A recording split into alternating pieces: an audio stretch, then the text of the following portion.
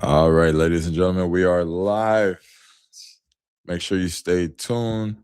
I'm gonna drop a little quick intro and then we're gonna get started. All right, guys. So just stay tuned. Give everybody a chance to get in the building. All right.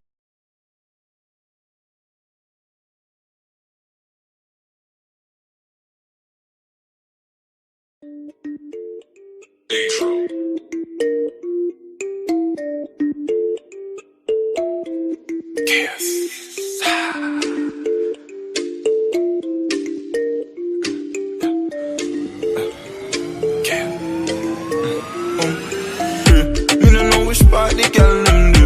Me no know which part the girl them gone. Me no know what the girl them want. Me no know what the girl them want. Me no know which part the girl them do. Me no know which part the girl them gone. Me no know what the girl them want. Me no know what the girl them want. She tell me feel love her body. Me tell her say me love her body. She tell me say she love my body. From she want me she can't want nobody. She tell me say she need my body. Me tell her say me need her body. Me tell her say me want her body. From she love me she can't love nobody. From she want me she can't harm nobody. Me tell her wind up, it can't harm nobody. Me tell her wind up, it can't harm nobody. Back it up, back it on cocky. Yeah. Me no know which part the girl them do. Me no know which part the girl them gone. Me no know what the girl them want. Me no know what the girl them want. Me no know which part the girl them do. Me no know which part the girl them gone. Me no know what the girl them want. Me no know what the girl them want. Me no know what the girl them want. Me no know what the girl them want. Me no know what the girl them want. Me no know what the girl them want. She tell me feel love her body. Me tell her say me love her body. She tell me say she love my body. From she want me she can't want nobody. She tell me say she need my body. Me tell her say me need her body. Me tell her say me want her body. From she love me she can't love nobody. Me no know what the girl them want. Me no know what the girl them want. Me no know what the girl them want. Me no know what the girl them want. Me no know which part the girl them do. Me no know which part the girl them gone. Me no know what the girl them want. Me no know what the girl them want. Me no know which part the girl them do. Me no know which part the girl them gone. Me no know what the girl them want. Me no know what the girl them want. The girl them want. The girl them want. The girl them want. The girl them want. She tell me feel love her body. Me tell her say me love her body. She tell me say she love my body. From she want me she can't want nobody. She tell me say she need my body. Me tell her say me need her body. Me tell her say me want her body. From she love me she can't love nobody. From she want me she can't harm nobody. Me tell her wind up, it can't harm nobody. Me tell her wind up, it can't harm nobody. Back it up, back it on cocky. Yeah.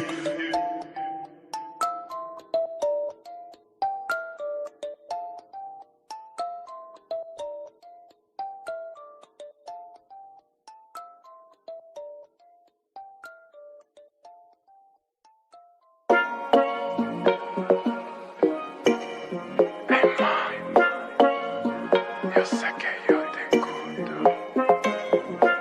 y tú también me gustas. I don't care. Ay mami, me gusta ver tu cuerpo. Ay mami, yo sé que yo te gusto. Ay mami, me gusta cómo lo haces. Ay mami, yo creo que me aficiaste. Baby, baby, baby, ¿dónde tú estás? Baby, baby, baby, ah, ah, ah. Baby, baby, baby, ¿dónde tú estás? Baby. Yo, all right, we in the building. What's good? It's your boy Vacation Time with Ryan. We got a special guest in the building, as you guys can see. I'm sure you guys seen the thumbnail. All right, we got enough people in the building. We're gonna get started right away. Out of respect for our guest this time. All right. Salute. Nevi said this is gonna be a bang. Salute, Worldwide Nevi. Salute. What does that say? Khaled, what up? All right, cool. We're gonna just jump straight into it. All right. Cool. And we're gonna bring up our guest right now.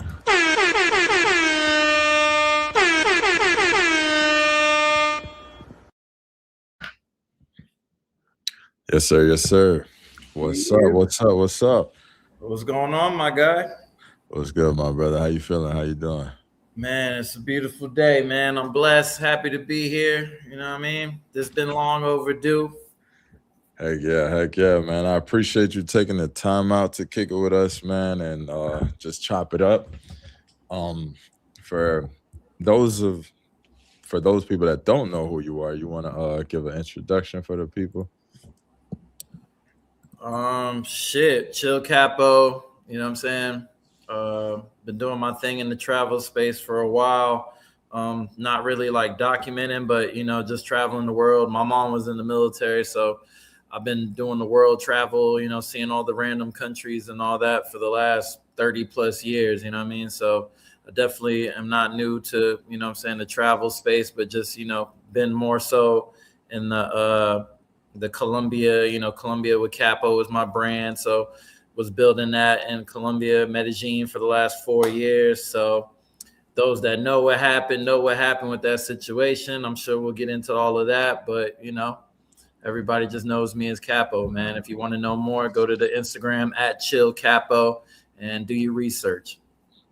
Facts. All right, so real quick before we get started, I just want to play a couple of videos just so people could kind of see some of your content, because I know, some of the stuff we're going to talk about, people might be curious. So for sure. Okay, we'll just play some of your content so they get a drift of like what kind of what up, people? It's your boy, man, back again.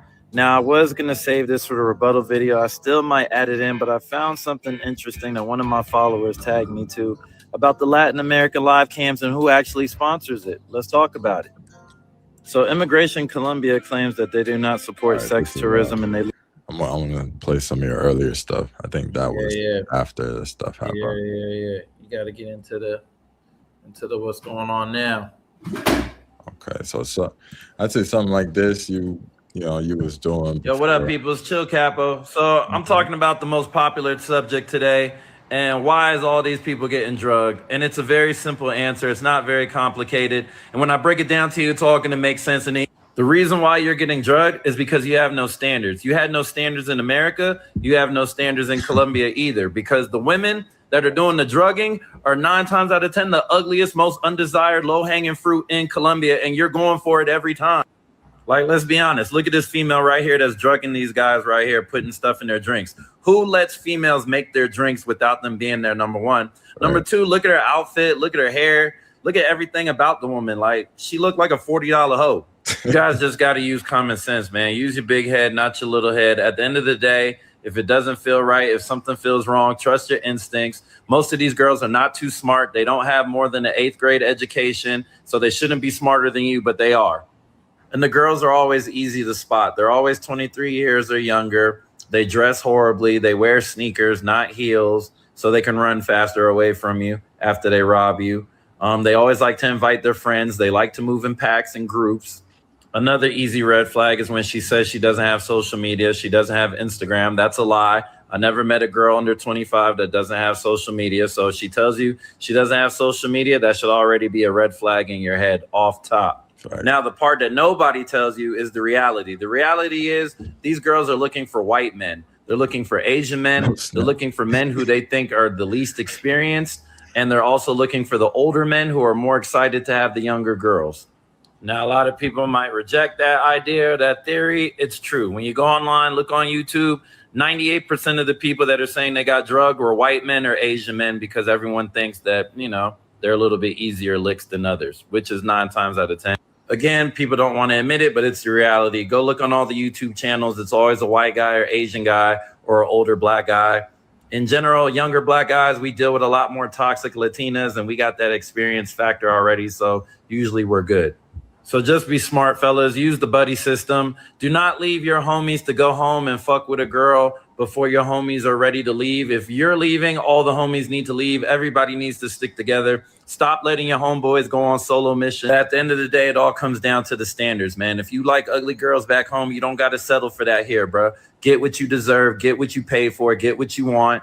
and have a good time, man. So again, I'm your boy Chill Capo, giving you this free game, just a couple of tips and insights when it comes to dealing with these females out here that's known to drug and rob people. Just be smart, use your common sense, and stop dealing with them ugly bitches, man. Get you something that's quality. All right, so stuff like that. I know boy speaking facts, man. That boy speaking facts. People don't like the reality when it all comes on. Like, I guess, you know, sometimes I can sound how I sound in my videos because I'm speaking from a place of frustration of how many times I see the same people being victims of being drugged and robbed in Colombia. And I feel like that narrative is so corny. But then you hear about somebody getting drugged and robbed, and then it's like, bro, there's a million videos telling you how they do it every time. It's not even like it's a different script. It's literally copy and paste the same scenario 98% of the time. Facts. And just me, when I'm going somewhere for the first time, I'm going to research and figure out everything that I can before I go to wherever I'm traveling to, because I want to know what's going on. What's the good? What's the bad? What's the ugly? What's the reality? And my goal at the end of the day was to give people the most blunt version of the reality, because a lot of people try to make it like bubblegum and PG-13 sounding. And, hey, you know, you guys just got to be careful and don't use Tinder. And nah, nigga, if you jump on these apps, you gonna die. I'm trying to make it as blunt and direct as possible, so the people that need it can hear it and consume it and take it seriously when I say, yo, this is really happening. People are really getting, you know what I'm saying, ended up unalived in a hotel room in a sketchy part of the city because they went against every code. You know what I mean? They on the social media apps, the dating apps, crazy. They want to be cheap and get a little $40 a night spot with no security. They want to stay in Bayo or the wrong parts of the city. You know what I mean? Itagüí. When you look at where these people are getting drugged, it's always in an area of the city, 9 times out of 10, where the tourists don't even be at. You know what I mean? So what are you doing over there trying to get a $30 hostel a night or whatever, trying to be cheap? And then you try to get a cheap girl off the internet, and then next thing you know, boom. You know what I mean? It's the same formula every time, literally. That's it's unfortunate. It's always a similar story when these guys get robbed, and it is sad. You know, I always say maybe these cats don't really be online like that, but I don't know if I'm giving them too much credit. Nah, they're the ones watching all the content. You know what I'm saying? Who's watching our videos? Who's watching your videos? They're online. People are online, especially when it comes to those select locations. Everybody wants to know those select locations. What's going on in Brazil? What's going on in Thailand? What's going on in DR? What's going on in Colombia? Everybody wants to know about those specific spots. Exactly. And everybody knows what happens in those spots. We're all grown men. We know what the fuck we looking for when we going out there. We know the vibes. So there's a lot of influence. There's a lot of different people in the space that are giving games. Some are helpful, some are not, some are, you know what I mean? Everybody's different. Everybody has their way of doing their thing with the content. And, you know what I'm saying, whatever, you know what I'm saying, makes sense to the viewer, depending on what they're looking for, they'll find that. So for me, I found that I was getting all the scumbags, all the passport bros, all the, you know what I mean? Because the whoremongers, that's just what it is. Like, when you come to Medellin, you're not coming to Medellin to go to Guadalupe. You're not coming to Medellin to try the paisa food and all that. You know what I mean? You're not coming for none of that. You're coming for one thing and one thing only, and they know that. And that's why there's such a growing hate and a growing resentment towards male travelers coming to Medellin and Cartagena specifically, but primarily Medellin. You know, they got a lot of hate. They got a lot of hate in their blood right now, man. And it, you know, I understand why to a certain degree. I understand why, but you know, they're also hypocritical because they're directly benefiting from that system that they're complaining about. Nobody is benefiting more financially from the sex industry than the Colombians in Medellin and the Medellin officials and people that run the city. Right. And we gonna get into that. We're gonna get into that. Let me I just wanted to get the people kind of a gist of who you are, just in case. We won't get into all of that. But for anybody who just came in the building, we got special guest Chuck Capo in the building. And before we get into the juicy stuff, I do want to ask a little bit of your background before we get started. So, like, if you want to tell us, like, where you come from and how you grew up and stuff like that. I was born in New Jersey, Willingboro, New Jersey, South Jersey. My mom was in the military. She was in the Air Force. So shout out to all the vets out there. I'm a military veteran as well. I served my time in the United States Air Force, and I also did 6 years as a civil servant contract in the United States Navy in Japan. So I worked both Air Force and Navy as a civilian and as a contractor. But grew up in pretty much everywhere that you can name. Like my mom, like I said, was in the military. So we went from, Italy to Okinawa, Japan, to Portugal, to Panama, to Virginia, Texas, VA, everywhere, New York, So I bounced around a lot growing up. And then, like I said, once I joined the military after high school, I graduated high school in Italy. And after high school, I went to Italy. Yeah, I went to high school in Aviano, Italy. It's like 30 minutes from Venice, Italy, northern Italy. So I spent 2 years in Italy. That was the best time of my life. Wow. You know what I'm saying? As a kid growing up, 17 years old, I'm in nightclubs. I'm doing my thing, kicking it with soccer players and, you know what I'm saying, all sorts of like models. And, you know what I mean? Like I got exposed to the reality of the world at 17 years old. Living in Italy, you know what I mean? Because I was always tall. I'm 6'3", so I was always on the taller side. So everywhere I went, they just assumed there is no real drinking age, but you just got to be at least 18. So I always looked at least 18 since I was 15. So just moving around, you know what I'm saying? It was easy overseas. It's like, fuck it. As long as you can see over the counter, you good. So dang. I mean, that was like my beginning intro to like traveling and all of that. So I'm living in Italy. And then once I joined the military, I got stationed in Alaska. I hated it. I lived in Alaska for 3 years in Fairbanks. I've traveled around. I've seen the world before I was even 21 years old. You know what I mean? So that's really like my background as far as, just being in the travel space and just, just knowing how to move. Because a lot of people, they like to assume about my situation that Colombia was the first place I ever lived overseas or my first time being overseas. And it's like, bro, you really have no idea what you're talking about. I'm on my 5th passport. Dang. Yeah. So you've been doing this, man. Passport. Like I've been there, done that. I've seen about a good 25% of the world. Like I've been doing this, I just, at that moment in my life, that time period was the Colombia period of my life. You know what I'm saying? Just like the Panama or the Italy or the Japan or the, wherever other places that I live, Portugal, that was just that moment in time.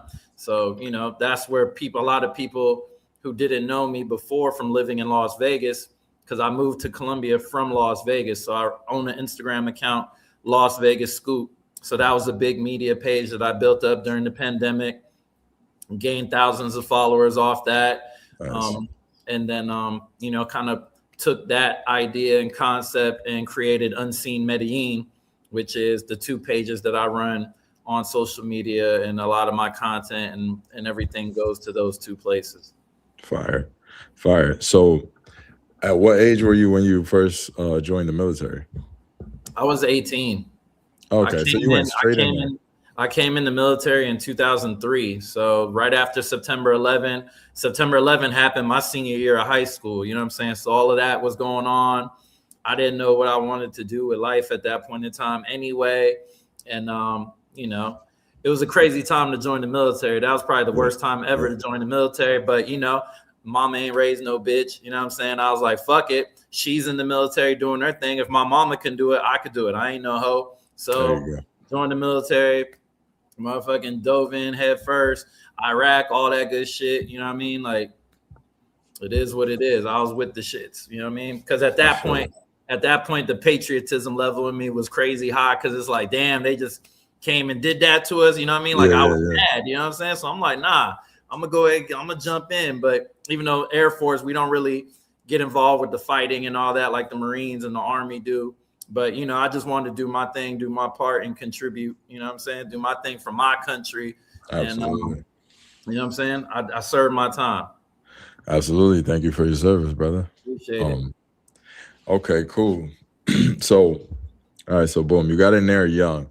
So you've been traveling based off of military experience and stuff like that. Outside of military and outside of your parents being in the military, when was the first time you went on like your own vacation just to be like, yo, son, I'm finna go just do a vacation?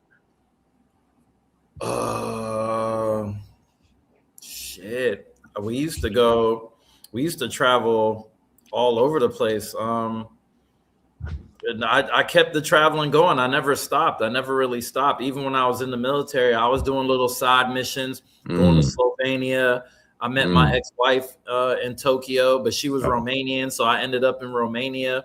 I took a couple trips to Romania, Bucharest, Pitești. You know what I'm saying? I was out there. You're moving. You're moving. I hit a lot of random shit, bro. Trust me. I done hit a lot of random spots on the map. I done did it, you know, like I said, I'm not new to this travel shit. I really been in them places where you be like, what? Like, you been where? Like, for what? You know what I mean? It has nothing to do with military or, you know, no rich nigga shit. No, just, you know, fuck it. I never been there, so let's go. Let's go check it out. Out of all the places you've been, give me your top three. Give me your top three. Overall? Yeah, just overall. Anywhere in the world. My top three spots. Colombia is definitely in the top three. Even though I'm mad at them, I'm not going to act like I don't rock with it. I definitely rock with Colombia tough. Colombia would be number one. The Philippines would probably be number two. I really like the Philippines. I was vibing. I had a good vibe out there. I liked it a lot in the Philippines. And number three would be Greece. Greece was fire. Okay. Greece was fire. Santa Marini and Athens. I was out there for a couple of weeks. I actually did my wedding in Santorini. You know what I'm saying? So I had like the big bossed up wedding on the side of a mountain and all that. Like, it was some player shit. You know, I've been divorced for almost 10 years, but my wedding in Greece was some shit, you know, straight out of a fantasy book. You know what I mean? Like, it was some fire shit. So during that time while we was doing that, like, Greece definitely impressed me. I definitely want to get back to that side of the world for sure. That's fire. That's fire. And during all this time, what were you doing for work, if you don't mind me asking? I know you was in the military, but what were you doing in there? I was an IT troop when I was in the military. So, you know, IT tech, fixing computers, laptops, printers, you know, a colonel, a general, or somebody, you know, doesn't know how to use their email or whatever, you know, they used to call me and come to me. And then when I went to Japan, when I was working in Tokyo with the Navy, I was doing the same thing. I was a help desk system admin. So just, you know, locked out of your account, you know, your printer's not working, something, you know, if I could fix the problem remotely, then that's what I was doing. And I was working for a government contract called CSC, Computer Science Corporation, in Yokosuka. So it was like an hour south of Tokyo, but I lived in Japan for 4 years for that run. And then I also went to middle school and elementary school in Japan as well. Oh, fire. Real quick, shout out to the chat, man. Shout out to Prime, shout out to Big Bad 5, Molly, Travel POV, all you guys, what does that say? King. Oh yeah, I see you guys in the chat. We're gonna keep it flowing. Okay, that's dope. That's dope, brother. Have you been to Venezuela yet? I have not, but I'm working on it. I'm working on it right now.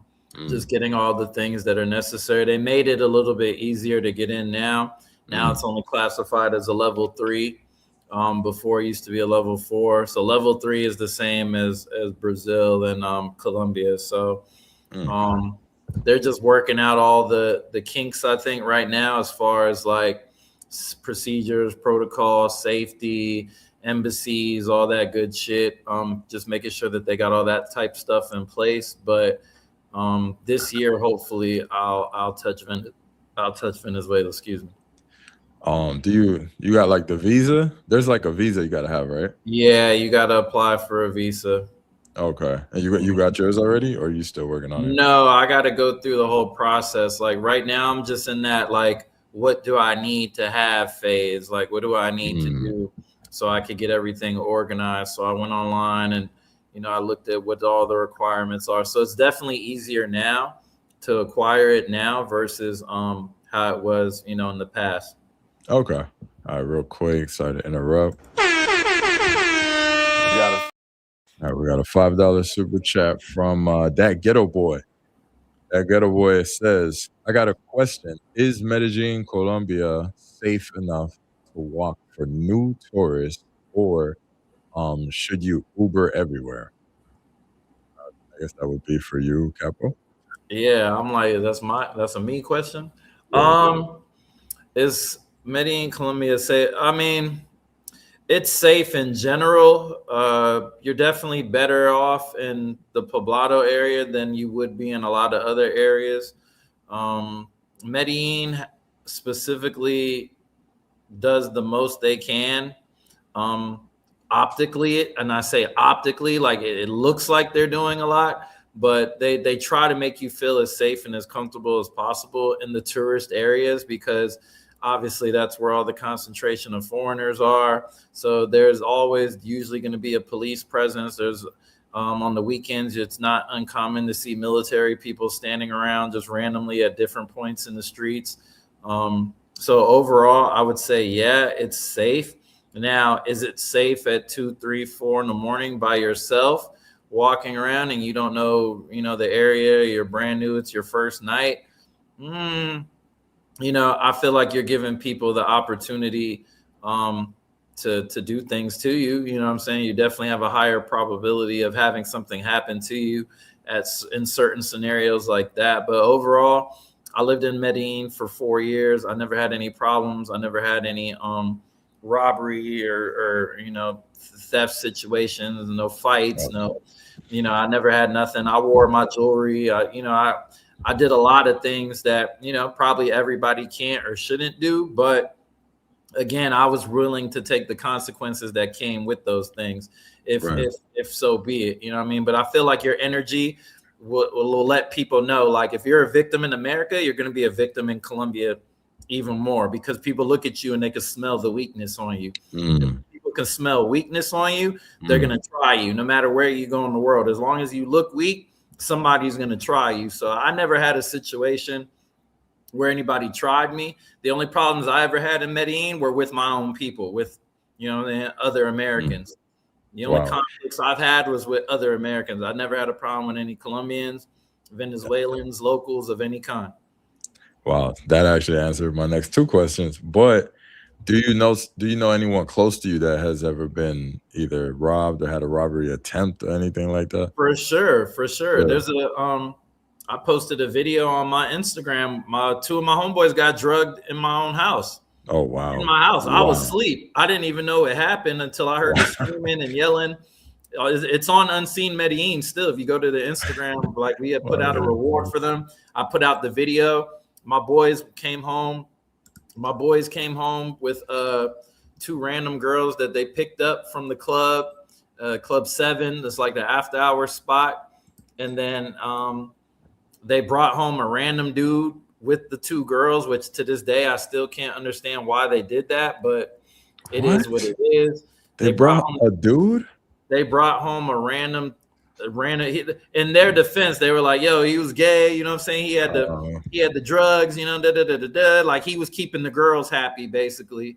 Supplying them with what they needed. And and so they were like, "All right, it's cool. I guess if he comes back for a little bit, whatever." Big mistake. So the guy with the drugs also had the scopamine. So he scoped one of the homeboys. And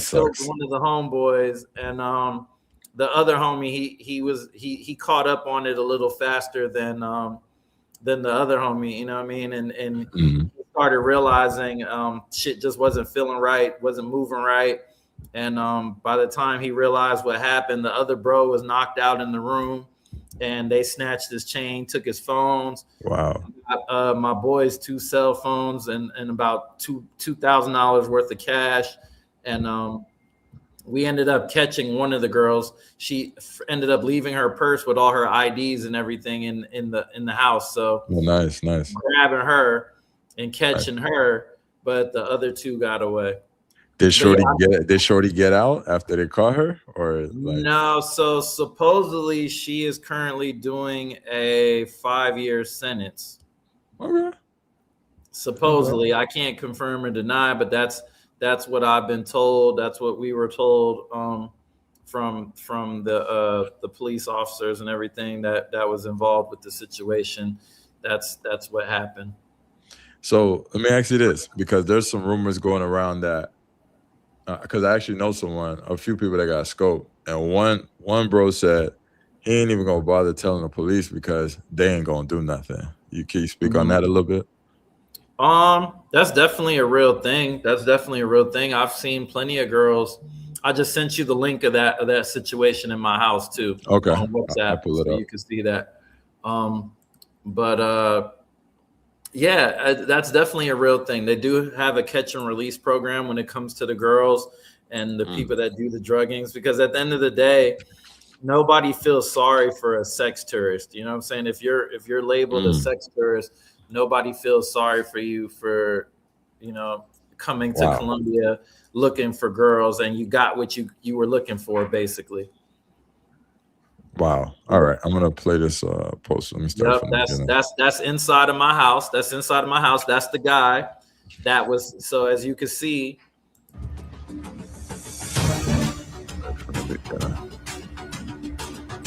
he doesn't know that I had a Ring camera inside of my kitchen. Wow. So you see him looking upstairs, trying to see if anybody's looking. Yeah. And he goes into the back laundry room, and that's where he's putting the drugs inside of the cup. Wow. Why would you have to make a drink inside the laundry room? Why couldn't you make a drink right there on the counter? What is he doing? So look at his face. Look how he's looking around, making sure nobody's seen anything. Now, do you think that was on them for like drinking whatever he gave right there? Of course. You're not paying attention. You're not monitoring who's in the house, specifically my house. This right here is like 6:30 in the morning, 7 in the morning. Oh my! That all this is happening. I'm on the second floor in my master bedroom sleeping.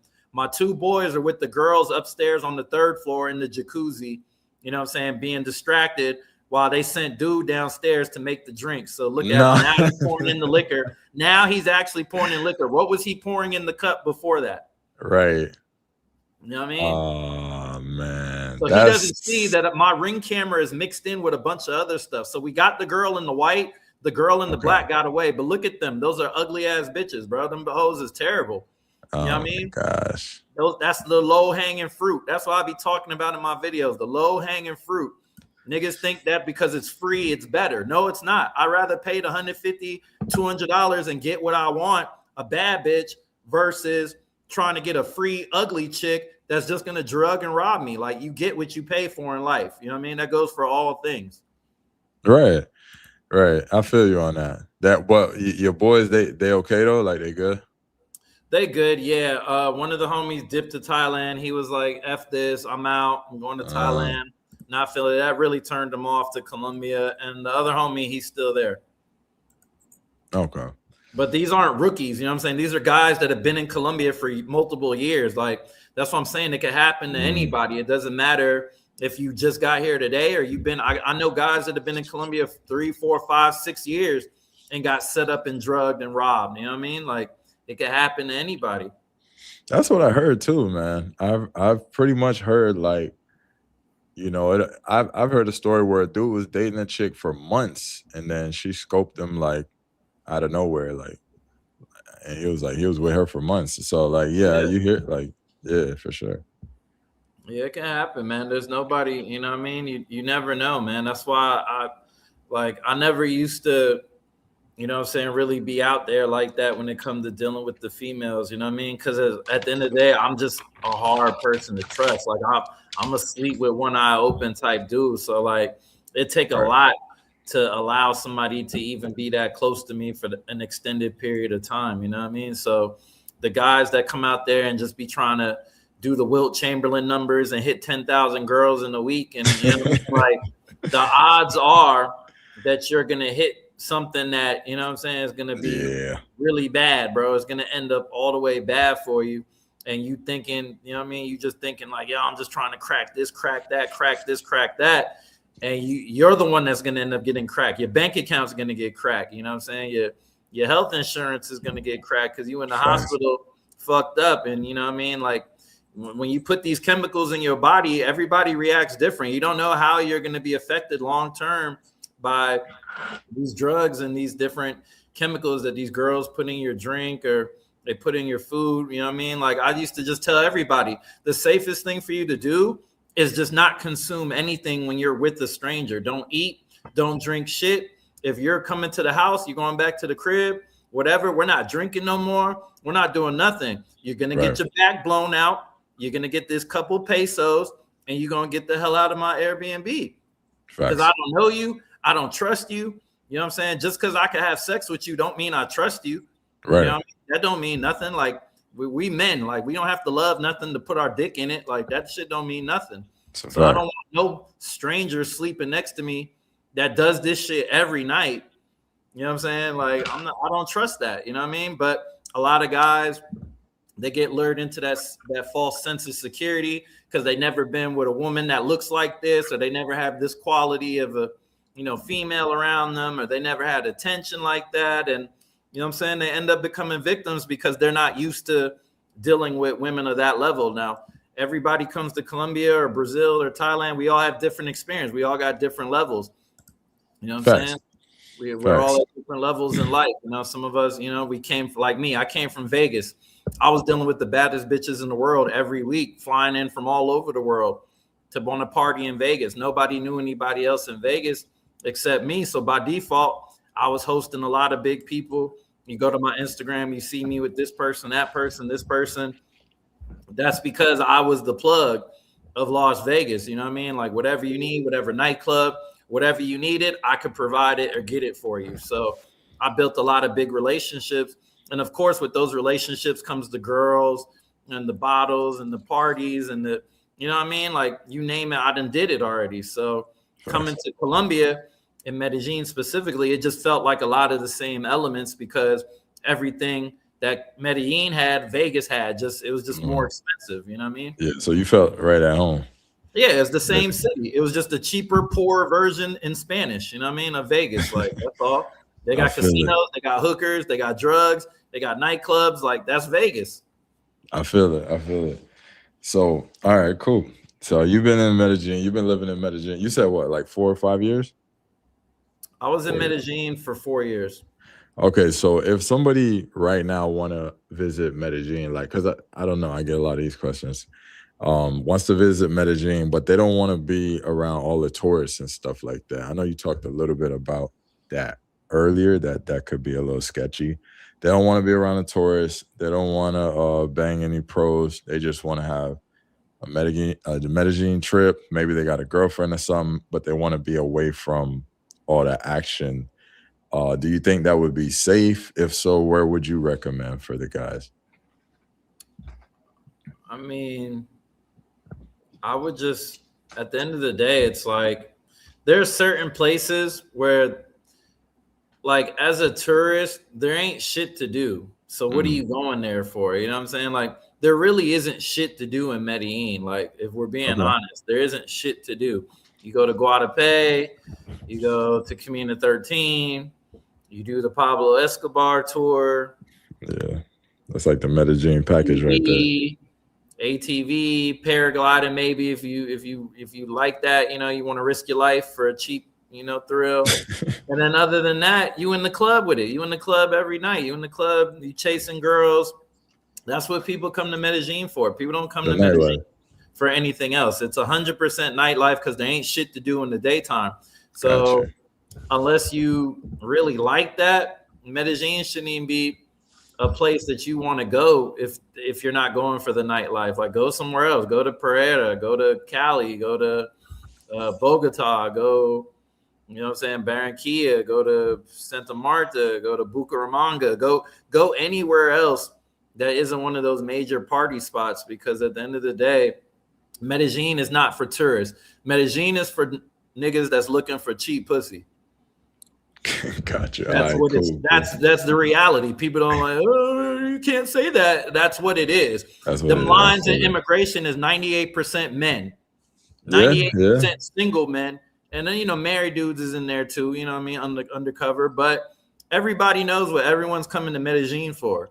So let me ask you this. So with women going to Medellin now, is that a new thing? Do you think it's because they seen all of these clips of the brothers going, or speak on that a little bit? Because I've been seeing women going out there like recently. Well, the women are just coming for dental work and plastic surgery. That's all. They're not coming for the reasons that the guys are coming for. They're coming because it's cheap. They're medical tourists.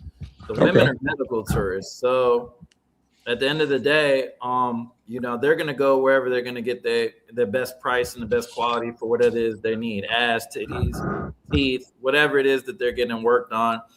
90% of the time, that's what women are doing there. I don't know too many women that are just coming to Medellin because they just want to explore Colombia like that. And if they do, they're in town for a day or 2, 3 days, and then they're out to the next spot, 2, 3 days off to the next spot. They're kind of moving like that. They're not really staying put too much.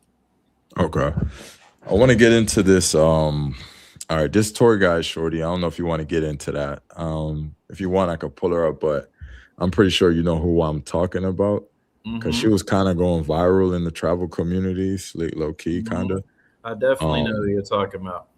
You know her in real life, or was that like a social media thing? Nah, you see, it's still on my page. Go to Chill Capo. It's still up there. She was hitting me up asking for my help. Can you help me with, because one of my major services is social media recovery. So recovering Instagrams, stuff. That's her right there.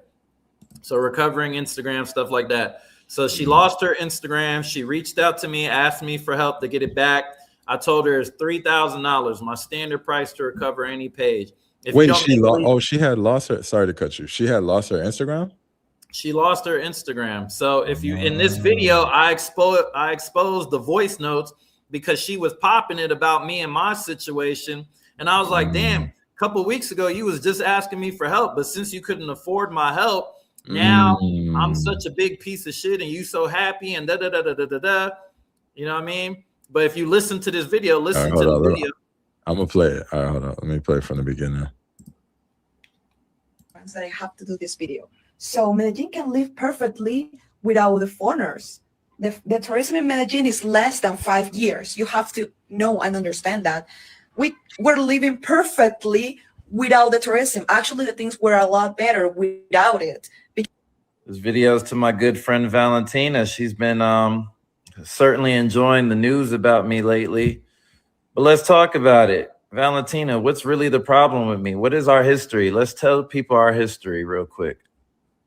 You've had a pretty consistent history of hating on any influencer that isn't from Colombia. But let's talk more about why you're hating and why you hate tourism so much, because the real problem is you're broke.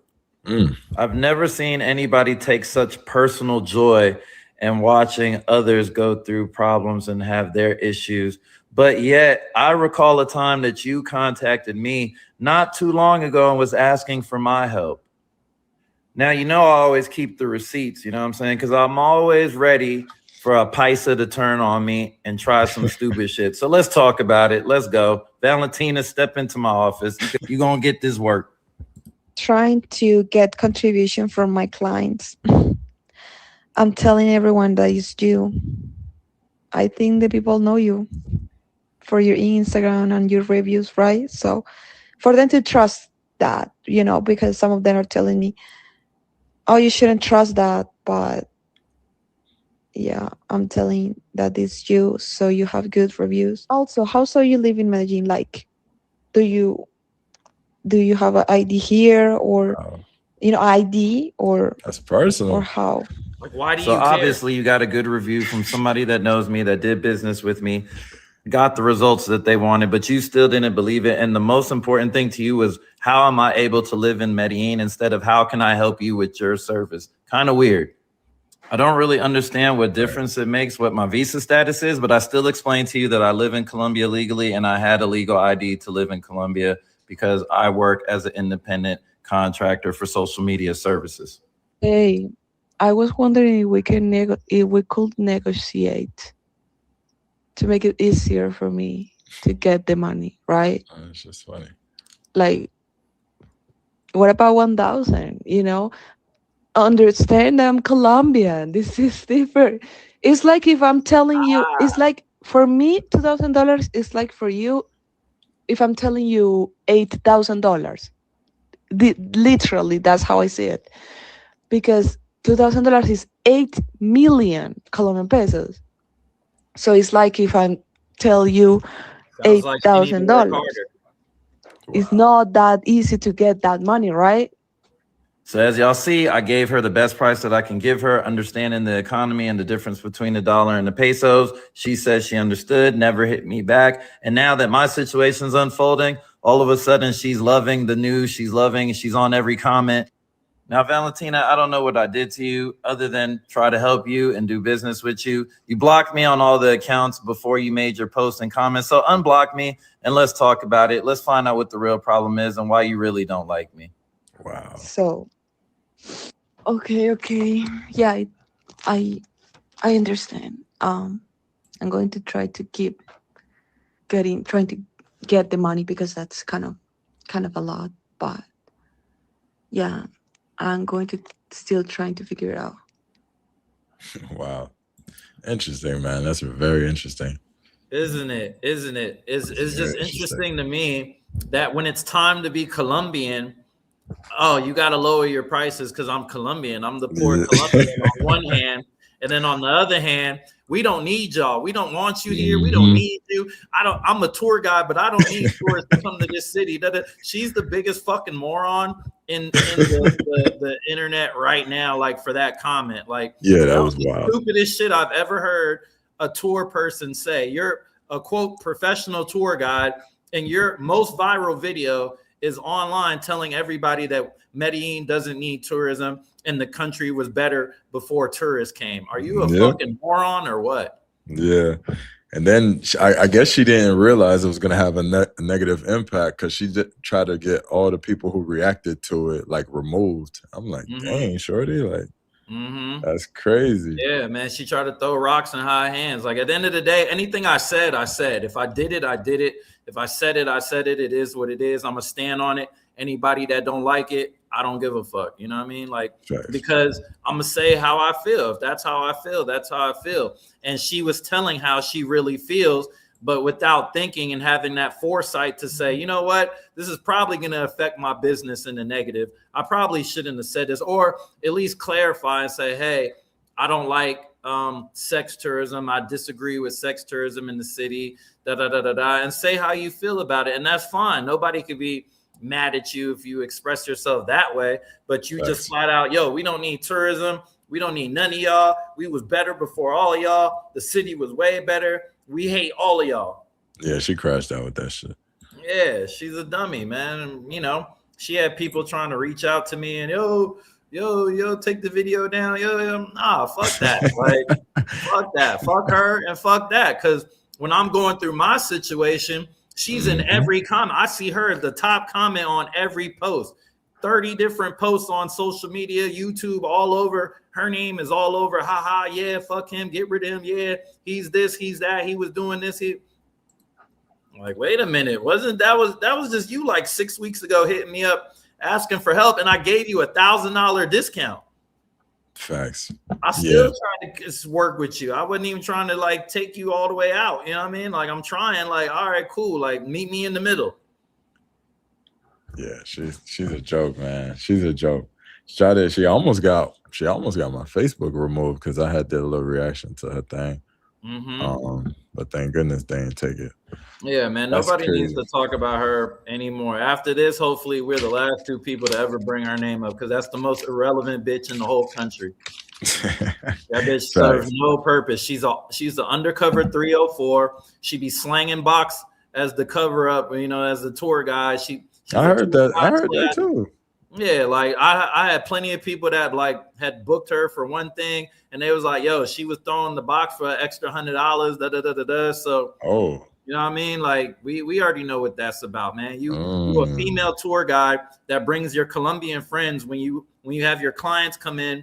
you supplement your clients with females, which is, you know what I'm saying, technically sex trafficking. If we're gonna be all the way there with it 100, it's all over her Instagram. She brings her friends for her clients, or she's the girl with the client one-on-one. So what do you think a grown man and a grown woman that's out drinking at a nightclub and spending the whole night together gonna eventually end up doing?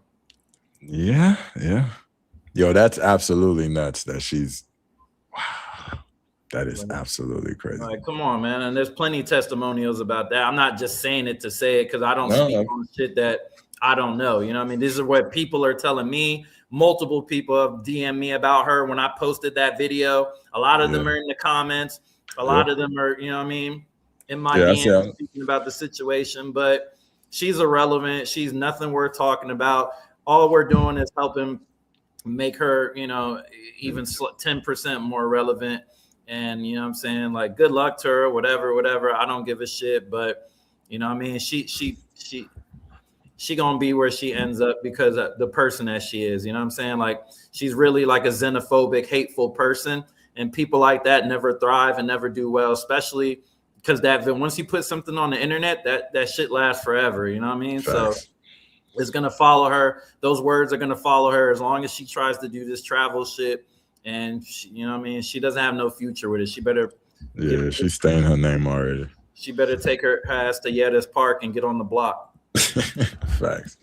All right, one more shorty I wanted to ask you about. What about this Scope Queen chick, the one with the neck tattoos? And I could pull her up if you want. But you know who I'm talking about, though, right?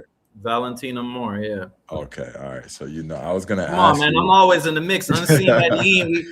I'm Unseen Medellin, bro. Like, I am CNN of Medellin, bro. There's nothing that's happening in the city that I don't know about. That's the thing about my situation. You could remove the person, but you can't remove my platform. You can't remove my voice. I'm still here. I'm still one of the leading sources of information for Medellin, Colombia, and I'm always gonna be until the day I feel like I don't want to do it no more. Facts. Yeah, I see you still be posting, so I see. Yeah, you can still do your thing. They can't stop you from doing that. They can't stop the voice, baby. The internet's a big place. Can't shut me down. So, okay. So, rumored, from what I heard, they saying she got arrested and then released the same day. They saying she done scoped plenty dudes, possibly unalive some cats. Like, you want to speak on any of that? I definitely know two people that reached out to me and told me about their experiences with her. And you know, they just confirmed everything that everyone else was saying. To me, I don't get what the appeal is to her physically. I don't see it. Her hair bothers me. It looks like a wig. Like, it's always like constantly like moving on top of her head. It bothers me. The fake teeth throws me off because, you know, the girls get the teeth that are too big for their mouth. So that always throws me off. Her teeth throws me off. And any bitch with tattoos right here is just a walking red flag. Like, you already know that she about to do it to your stupid ass. She about to do it to you. So, I always thought that. I'm like, why y'all choose that girl? She looked like she would scope you, though. Like, she just looked like she would. Like, yeah, she just looked like, you know what I mean? How you gonna go to sleep with that next to you? Yeah, you know what I mean? Crazy. Like, come on, bro. You know she about to get your ass. So, you know, a lot of dudes, they just do it to themselves. Like I said, the low hanging fruit, man. A lot of guys, you know what I mean? They have no experience with women, and they just take whatever they can get because they never get it. Facts. Real quick, salute to the chat. I don't know if I said what's good. Nevi in the building, taking flights in the building. I see you guys in the chat. I'm just keeping it going. I don't want to keep stopping, but I see you guys in the chat. Salute to you guys. Okay, cool. So I wanted to ask you about Medellin, like the vibe in Medellin. I know last time I went there, it was amazing, friendly. Everyone was nice. Some people that have gotten back recently on their trip, could be their experience, have said they've been getting like different stares, different stuff like that. Have you noticed the actual like energy towards tourism, towards foreigners change in the past like maybe 3 years or so? 100%. It's when I first started going there, it was 2022. Okay. and it wasn't as many people out. I can remember going to the clubs. I can remember, the club being half full. You know what I mean? Like it wasn't what it is now with thousands and thousands of dudes running around from all over the place. It was really like if you knew type of vibe. And I'm sure before COVID, it was even rare to see a big group of Americans flying into Medellin, because that just wasn't the thing pre-COVID for people to just be going to Colombia like that. Like it wasn't a thing like that. And the energy definitely shifted in Colombia, specifically in Medellin. The energy shifted 100%. A lot of it, I feel like, started. I don't know if you remember, there was a situation with this white guy from Ohio that got caught with the two 14 and 15-year-old girls in the hotel. Like he tried to take them in the hotel first, and then like the guard denied them, and then he ended up sneaking them back in a little bit later on in the night. And I think that was the beginning of when the energy really started to shift in Medellin as far as with the locals, because that was such a like polarizing story. And like pedophiles deserve every horrible thing that's going to happen to them. You know what I'm saying? Like it doesn't matter where you from. Anybody that's touching children or doing anything sexual with kids deserve the worst in life. You know what I'm saying? They don't even deserve to live. So I had no problem with people being upset or people wanting to take, their aggression out or whatever. I understood where that energy was coming from, and I didn't have any problem with it. I think the problem happened when certain people in the government and influencers in the city started changing the all tourists are now pedophiles became the message. Like if you're coming to Colombia, you're coming for kids now. And that's when everything shifted in the country, or specifically in Medellin, that I noticed. Because running Unseen Medellin, I get both tourists, foreigners, and locals and Colombians, across the country that are on my platform, that are commenting and sharing their opinions. And a lot of the consistent feedback I see every day is that all tourists are pedophiles. Everybody I hate that, man. To the country is a pedophile now. Right. Yeah. They try to push it on this whole passport bros. They say, passport bros is a group of men that travel for children. I'm like, what? Like, what the hell are y'all talking about? Not at all. That couldn't be further from the truth. Honestly, that couldn't be the furthest thing from the truth. But it's easier to create that us versus them narrative instead of focusing on what's really the problem, instead of focusing on how do we stop this from happening.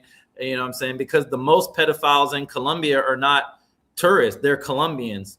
You know what I mean? Colombia just recently passed a law.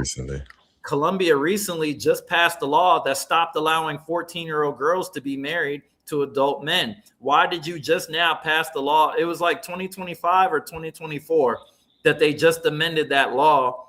Wow. And there was a video going viral of the Colombian Congress all clapping and applauding because they finally changed that law. Now, why would you need all of this time to finally come out and say on paper that it's wrong for grown men to be able to marry a 14-year-old girl? The biggest pedophiles in Colombia are Colombians.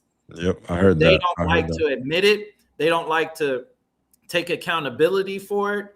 And, it is what it is. Maybe that's one of the reasons why a lot of people wanted me gone, because I was speaking the truth. I was speaking the facts. And if that was the result of, me telling that, putting that truth out there and saying that, then so be it. I can walk around with my head held up, because at the end of the day, I'm standing on what I believe.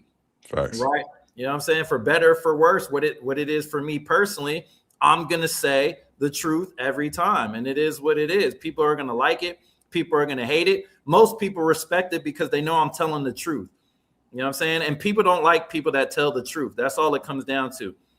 Yeah. That's typically how it is everywhere. 1 second. Let me read these two super chats. All right. Super chat. $2 super chat. Black Cleaner, what's good, brother? How was your experience in Yokosuka. Yokosuka. Okay. Yokosuka was good. Had a great run out there. Worked for the government. Yokosuka was a great time, great experience. Loved Japan. One of my favorite places. Okay. Awesome. And the second one. Thank you, Black Cleaner. $2 super chat says, have you returned to Japan since COVID? No. Okay. Appreciate you, Black Cleaner. Okay. Yeah, so that whole thing.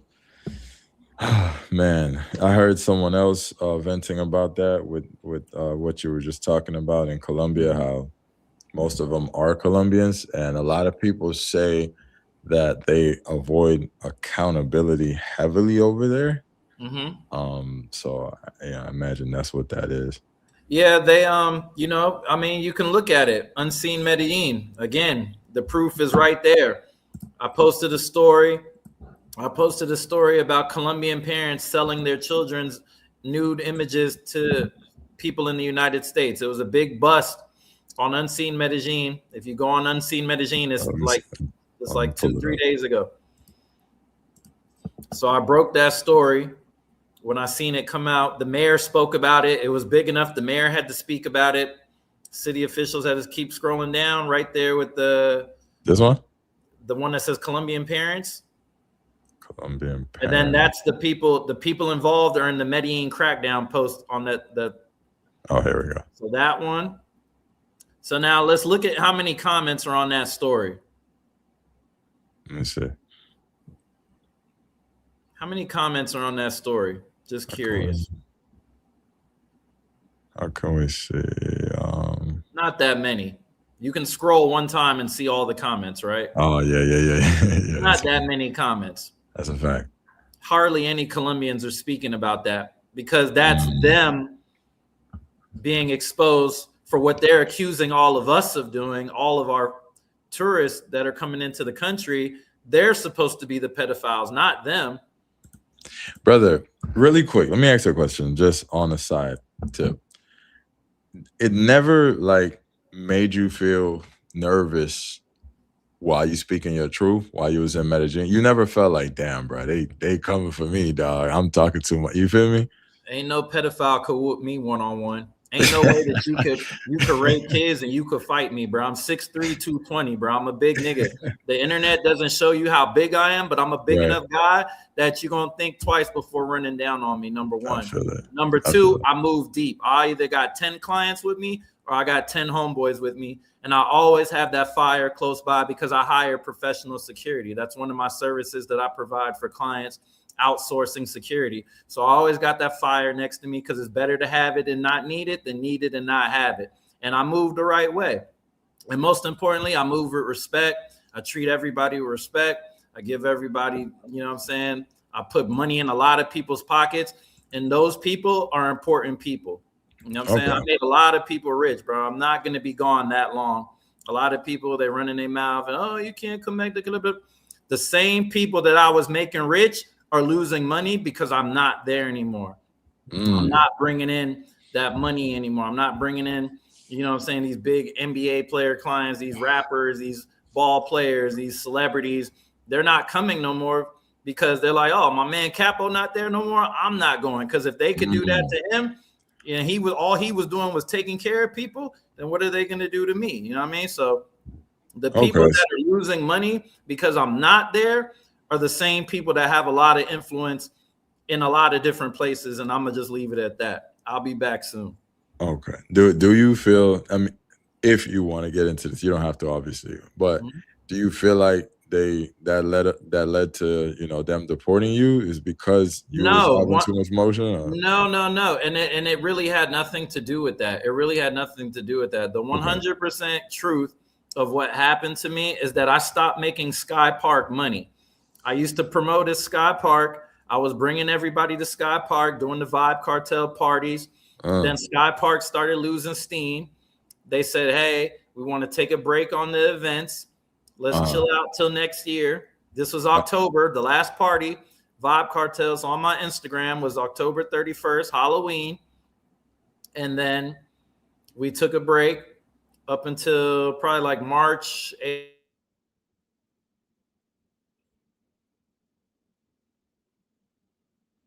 Damn, I think you froze up. You froze up, brother. I'm gonna put you down and bring you back. Kind of froze. That's freezing. All right, I'm gonna read the super chat while we get that back up.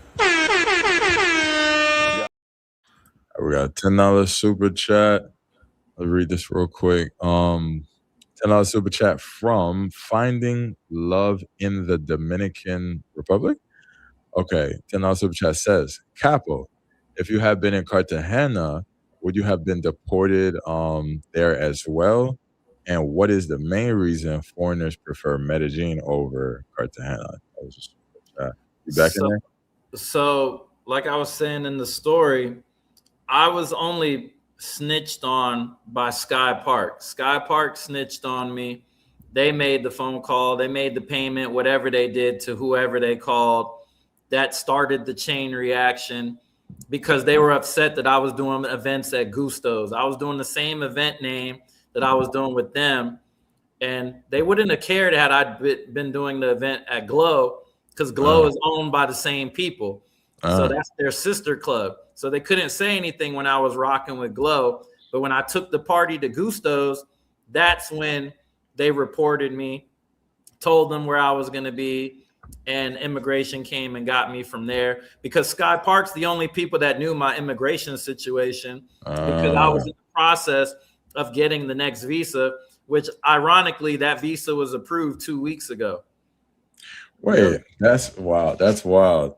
So dang, so they could do that. So they pretty much was on some hating shit. Like, all right, yeah, so they made the call. They get money over there. They used to get a lot of money over there, so they got enough influence. They know enough people that they made the call. They said, "Look, go get this dude. We know his visa situation might be because I already had a visa in progress, but I didn't have it in hand." My lawyer started the problem. My visa expired February 28th. We submitted my application February 26th. And then it started the process March 6th. March 6th is when it finally was like, okay, it's in the system. Now it's going through it. If you've ever submitted a visa, it gives you like the update on status. It's a bunch of little dots and it's like pending, processing, in review, whatever. So that's what happened. To answer the super chat question, if I'd been in Cartagena, would you have been deported there? Well, honestly, I don't think if the same scenario happened in Cartagena, anything would have happened to me. Number one, Cartagena is more Afro-Colombian. So at the end of the day, that little the racism thing isn't as strong in Cartagena and Barranquilla and those places on the coast because it's more of our people and they're not coming at it from that standpoint, like where it's like a racial thing. Not saying that it was just a racial thing. It was a money thing, but the race shit definitely played a role in how everybody on the other side went about how they wanted to do things with me. If it was an immigration issue, which is all that my deportation paperwork said, then they could have got me at my house. Why would you go get me from a nightclub at 1:30 in the morning? That was wild. With cameras and 10 police officers, 10 immigration officers, lights, cameras everywhere. They wanted it to be a show. They wanted to send a message. Right. Because I am who I am. And I am, you know what I'm saying, the voice that I am. So they needed that look. They needed that, you know what I mean? They could have came and got me at the house. It was anytime that day. They could have got me during lunch. They could have got me 2-3 in the afternoon. Right. I've been in the same condo for 4 years. They know exactly where I live. So if it was truly an immigration issue, why wouldn't you pick me up at my house? Why would you pick me up at the nightclub that now I'm doing my first event that's competing against the people that snitched on me? Right. You know what I'm saying? Like, it's all right there. It's not rocket science to figure out. I got multiple people in Yerdes Park that know what's up. And they like, yo, bro, I don't know if you know, but Sky Park ratted on you. They calling me, telling me. People from Sky Park that are still loyal to me are reaching out to me like, hey, bro, sorry what they did to you, bro. You know, it's the boss's call. I didn't have nothing. I think it's grimy. I think it's fucked up. You've always been family. You always made us a lot of money. So you know, it is what it is. Like, Yeah, that's some you great know what I shit. mean? I get it. It was business, and you know what I'm saying? I was using my influence and I was taking customers away from you and taking them across the street. But that's not my fault. It's not my fault you have the ugliest women in Yetta's Park. It's not my fault your DJ only plays the same mix every night for 305 days in a row. It's not my fault that you keep it dark as shit and nobody can see anything in there. It's not my fault. It's not my fault that you raise drink prices 100 and 200 extra dollars on every bottle. You raise the prices on bottles and you still have the ugliest girls in the club. I told you for 6 months, get rid of these girls, upgrade the girls, upgrade the music, make the bottle prices cheaper, and you can have success again. And they didn't want to listen. Okay, so they got comfortable. Did anybody reach out to you before they grabbed you? Like, did anybody from that club like try to reach out to you to work with them or give you a warning, like, hey, work with us? Oh, they threatened me. Yeah, they threatened me like 2 weeks before. There you go. Okay. They threatened me. Yeah. I was in there. Now I brought clients in there. They were having a birthday party, spending money. Motherfuckers spent, I don't even know, a couple grand, which is crazy for Colombia standards. You know, 3 or 4 42s, 3 or 4 Reposado bottles. They're throwing money in the club, you know. Wow. And they grabbed me, pulled me outside. Hey, we need to talk to you. But it was like an aggressive kind of thing. Like, it was like, it just felt aggressive. It didn't feel like, oh, we just want to holler at you. Right.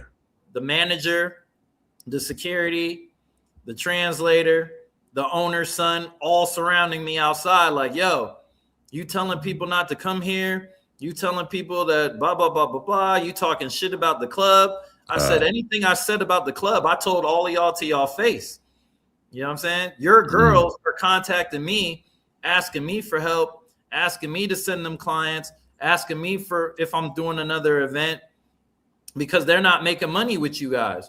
Anybody who walks past Sky Park right now, if you were in Colombia right now when you're watching this video, go walk past Sky Park right now and tell me how many people you saw in that club. No matter when you watch this video, go to Sky Park and understand that that's the club that ratted on Chill Capo, and go look inside and tell me what you see. And the answer is going to be nothing and nobody. Wow.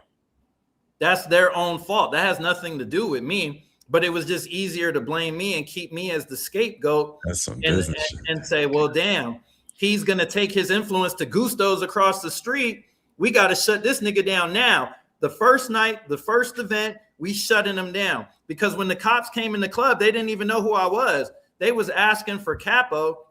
They're walking around asking any black guy, or who's Capo? Who's Capo? Oh my Who's gosh. Capo? They grabbed the DJ that I brought from Atlanta thinking it was me. They thought I was the DJ.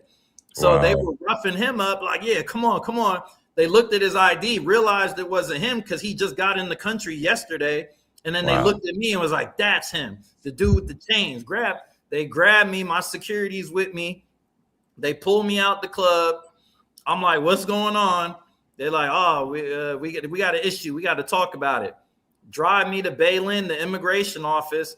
And then that's when they finally tell me, oh, we grabbed you because you have a visa violation. You're in the country illegally. You get 180 days to be inside of the country. Even if my visa did expire, I still have 150 plus days that I'm legally allowed to be in this country until my visa is approved, which it was coming in weeks. I don't understand what the problem is. What's the problem? It isn't about the visa. It's about Sky Park calling and paying who they needed to pay off to make sure that I was removed. And then once they had me, immigration said, oh shit, this guy's kind of popping on the internet. His videos go kind of viral. We have an opportunity to use this and make a statement with it. So that's what they did. Because the pedophile, the white guy that was arrested the same time as me, that was in the jail cell with me. If you watch my documentary, Let's Talk About It, on my YouTube channel, he was the real pedophile, and he went under the radar because he only had 200 followers on social media, and that wasn't interesting to the general public. The mayor posted him, but they posted me 4 times. Migration Colombia posted me 4 times. The director of Immigration Colombia threatened me on my Instagram in my comments when I exposed how they took that $1,000 bribe to not ban me for 10 years. That's why I don't have a 10-year ban. My ban is 5 years because they took a $1,000 bribe to make sure that it was really supposed to only be 2, but they played me and only did the 5-year ban. That's crazy, man. Like, the story is crazy, bro. Like, people that really like listen to what I'm saying, it makes sense. Like, I have no reason to lie. I have no reason. I'm not bitter. I'm not, oh man, I was doing well long before I touched Colombia, bro. I was touching the best looking women before I went to Colombia. My life was perfectly fine. Go look at my Instagram. I'm good, bro. Trust me. I got picked up in a Rolls Royce in Miami, got to Vegas, got scooped up in a Ferrari, went to the club, linked with my bro Wiz Khalifa, Fire. got picked up in a Rolls Royce.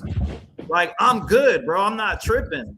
You sent me back to the greatest country in the world. Congratulations. Go to Uganda or Yemen or Afghanistan. Like, I'm lit in my city, in my country, so it's cool. Right. I'm not tripping, but like, I just hate that they used me as the media propaganda for what, you know, they labeled me the sex trafficker and king fucking passport bro, final boss, and all this other shit. And I'm like, bro, all I was doing was throwing hip hop parties in Medellin. That's it. I was throwing good parties, good R&B events. My R&B event May 16th is sold out. It's an R&B party. Has nothing to do with prostitutes, has nothing to do with sex. It's just a place that you could go listen to the music that is getting ignored in that city.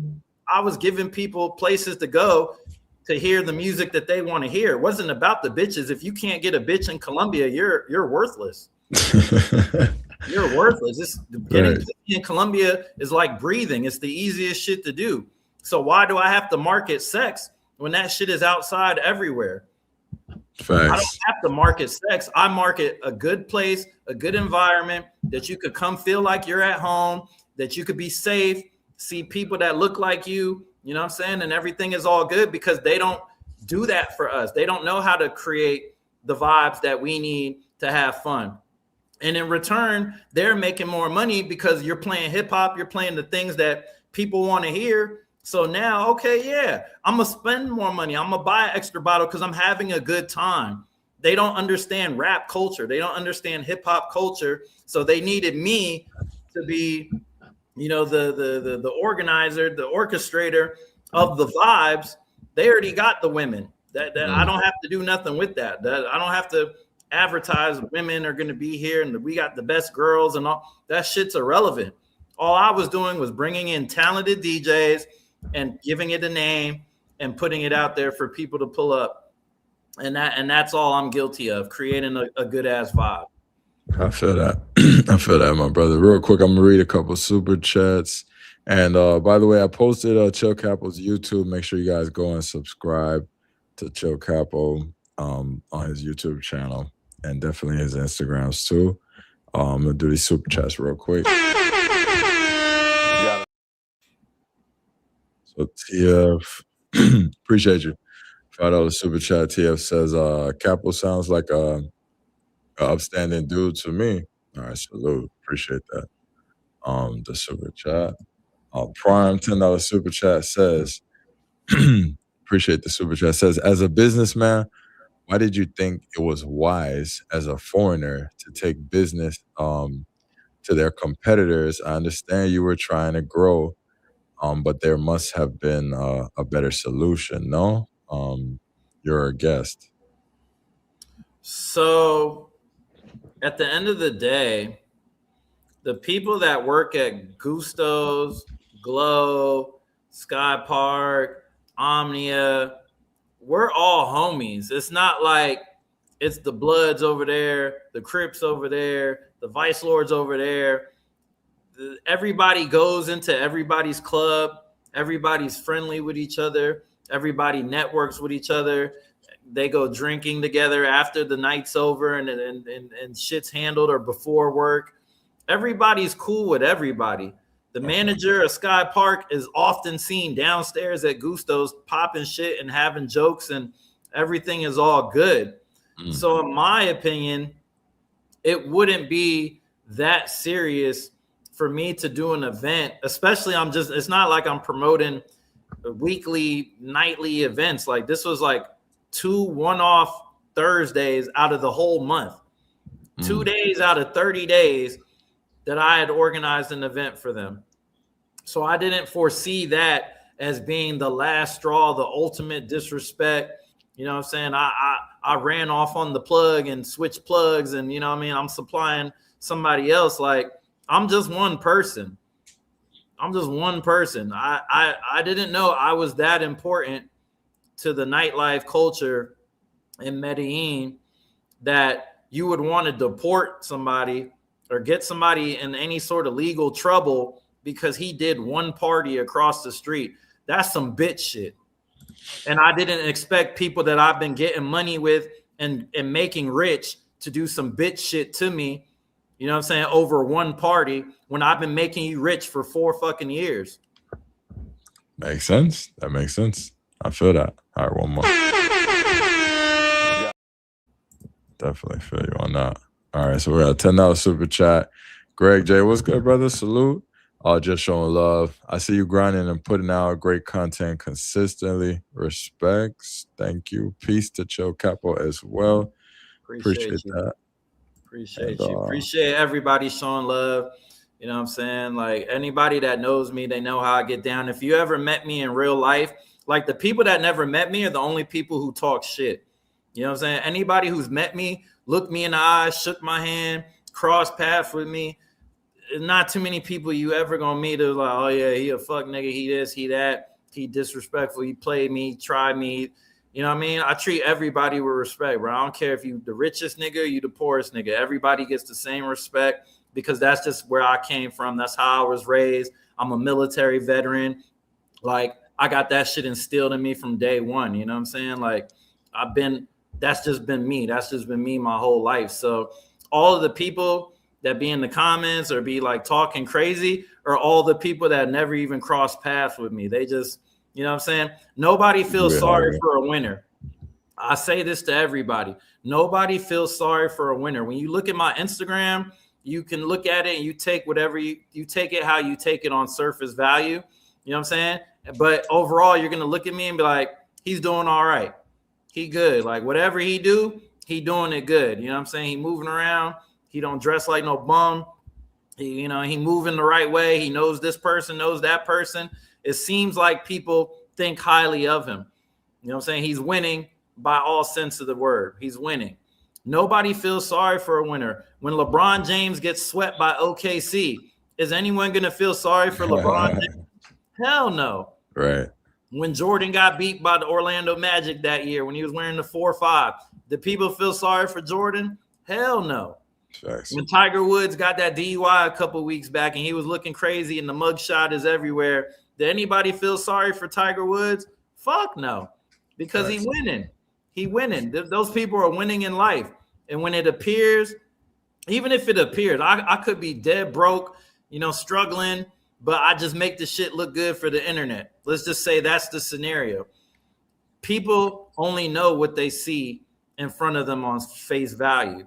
So, of course, you're going to hate me. Of course, if you read an article that says I was doing X, Y, and Z, having Diddy parties and sex trafficking and supplying girls to clients, and I'm doing all sorts of little sketch weirdo shit, and I seen shit on the internet about underage girls at my events, and I get those comments all the time. Oh, he was having parties with underage girls. How? I'm doing parties at nightclubs that they know every girl that walks into that club because they pay to work there. Yeah. You know what I'm saying? I never done a house party. I never done a house party. I never done no shit like that. Anybody that knows me knows that most people don't even know where I lived for those 4 years. You don't even know where I stay. I don't like random people coming in my house and in my personal space. You know what I'm saying? So for people to judge, it's just like, those are the people that don't know me, and I don't care. I don't pay attention to them because I understand that I'm doing better than most of those people that are talking shit. And the only reason that they're talking shit is because I'm doing better than them. Anybody who has any sort of success doesn't hate on random people they don't know. There you go. Salute to You know what that. I'm saying? I never hated on the next man for getting rich because I'm doing okay myself.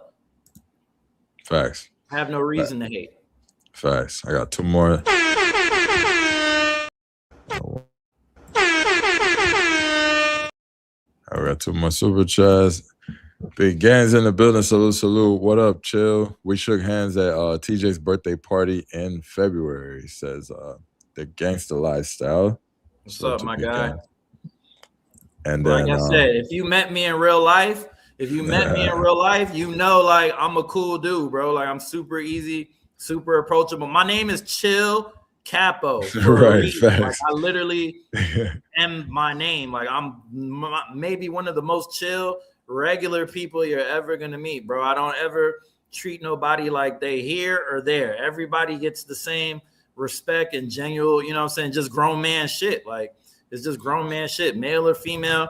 You're gonna get the same version of me. You disrespect me, I'm gonna up it and I'm gonna disrespect you 10x. You treat me cool, I'm gonna up it and I'm gonna treat you with the utmost respect. That's how it goes. Salute. And then the second super chat said, "My bad, Ryan. Salute, salute, gangs." Okay, I feel it, brother. I feel it. So, before you get out of here, I know we are almost an hour and a half.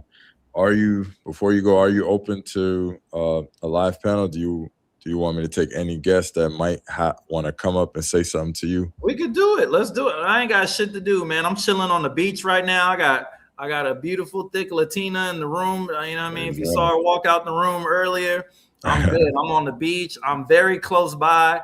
I'm not that far away from Colombia. Just know I'm very close. I'm very cozy, and I will be back soon. And yeah, you know, we'll have this conversation again soon. But yeah, I'm open to talking to anybody, bro. I ain't got shit to do right now. Let's go. Okay. All right. Salute. Appreciate that.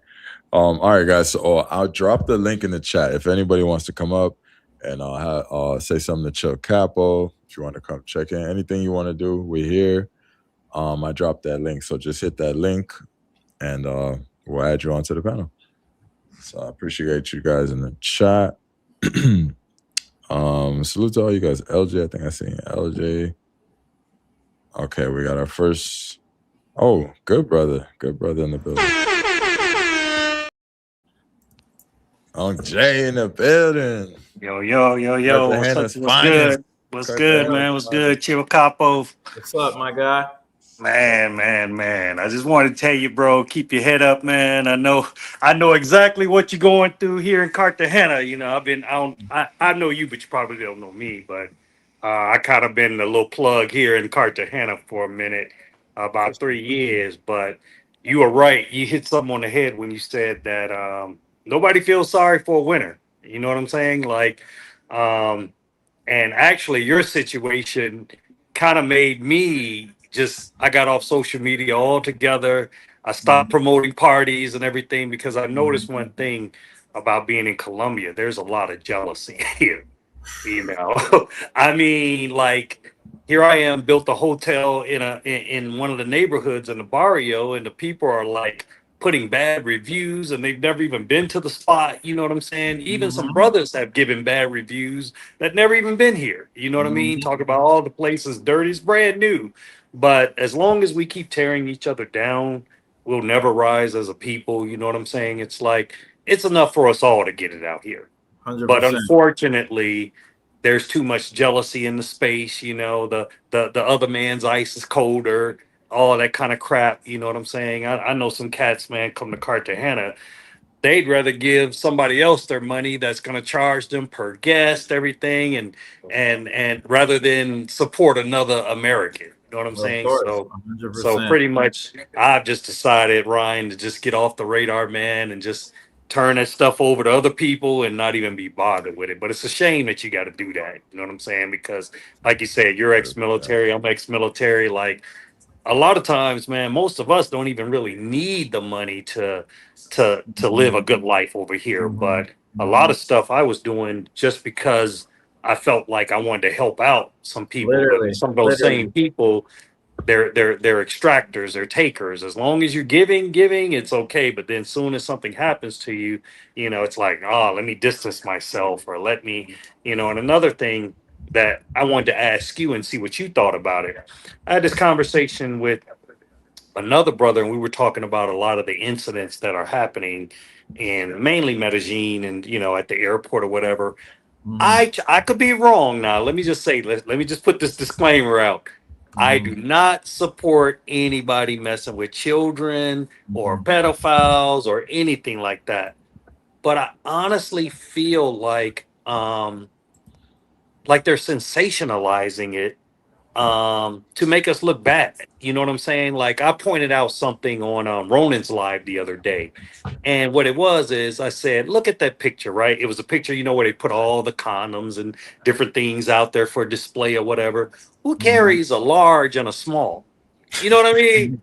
It didn't make sense to me. I'm pointing out these things that most people they see this table full of stuff. I was like, okay, so I see some magnums, I see some little ultra slims, I see all these. It was a whole You know clip. what I mean? It was a Like, whole so clip.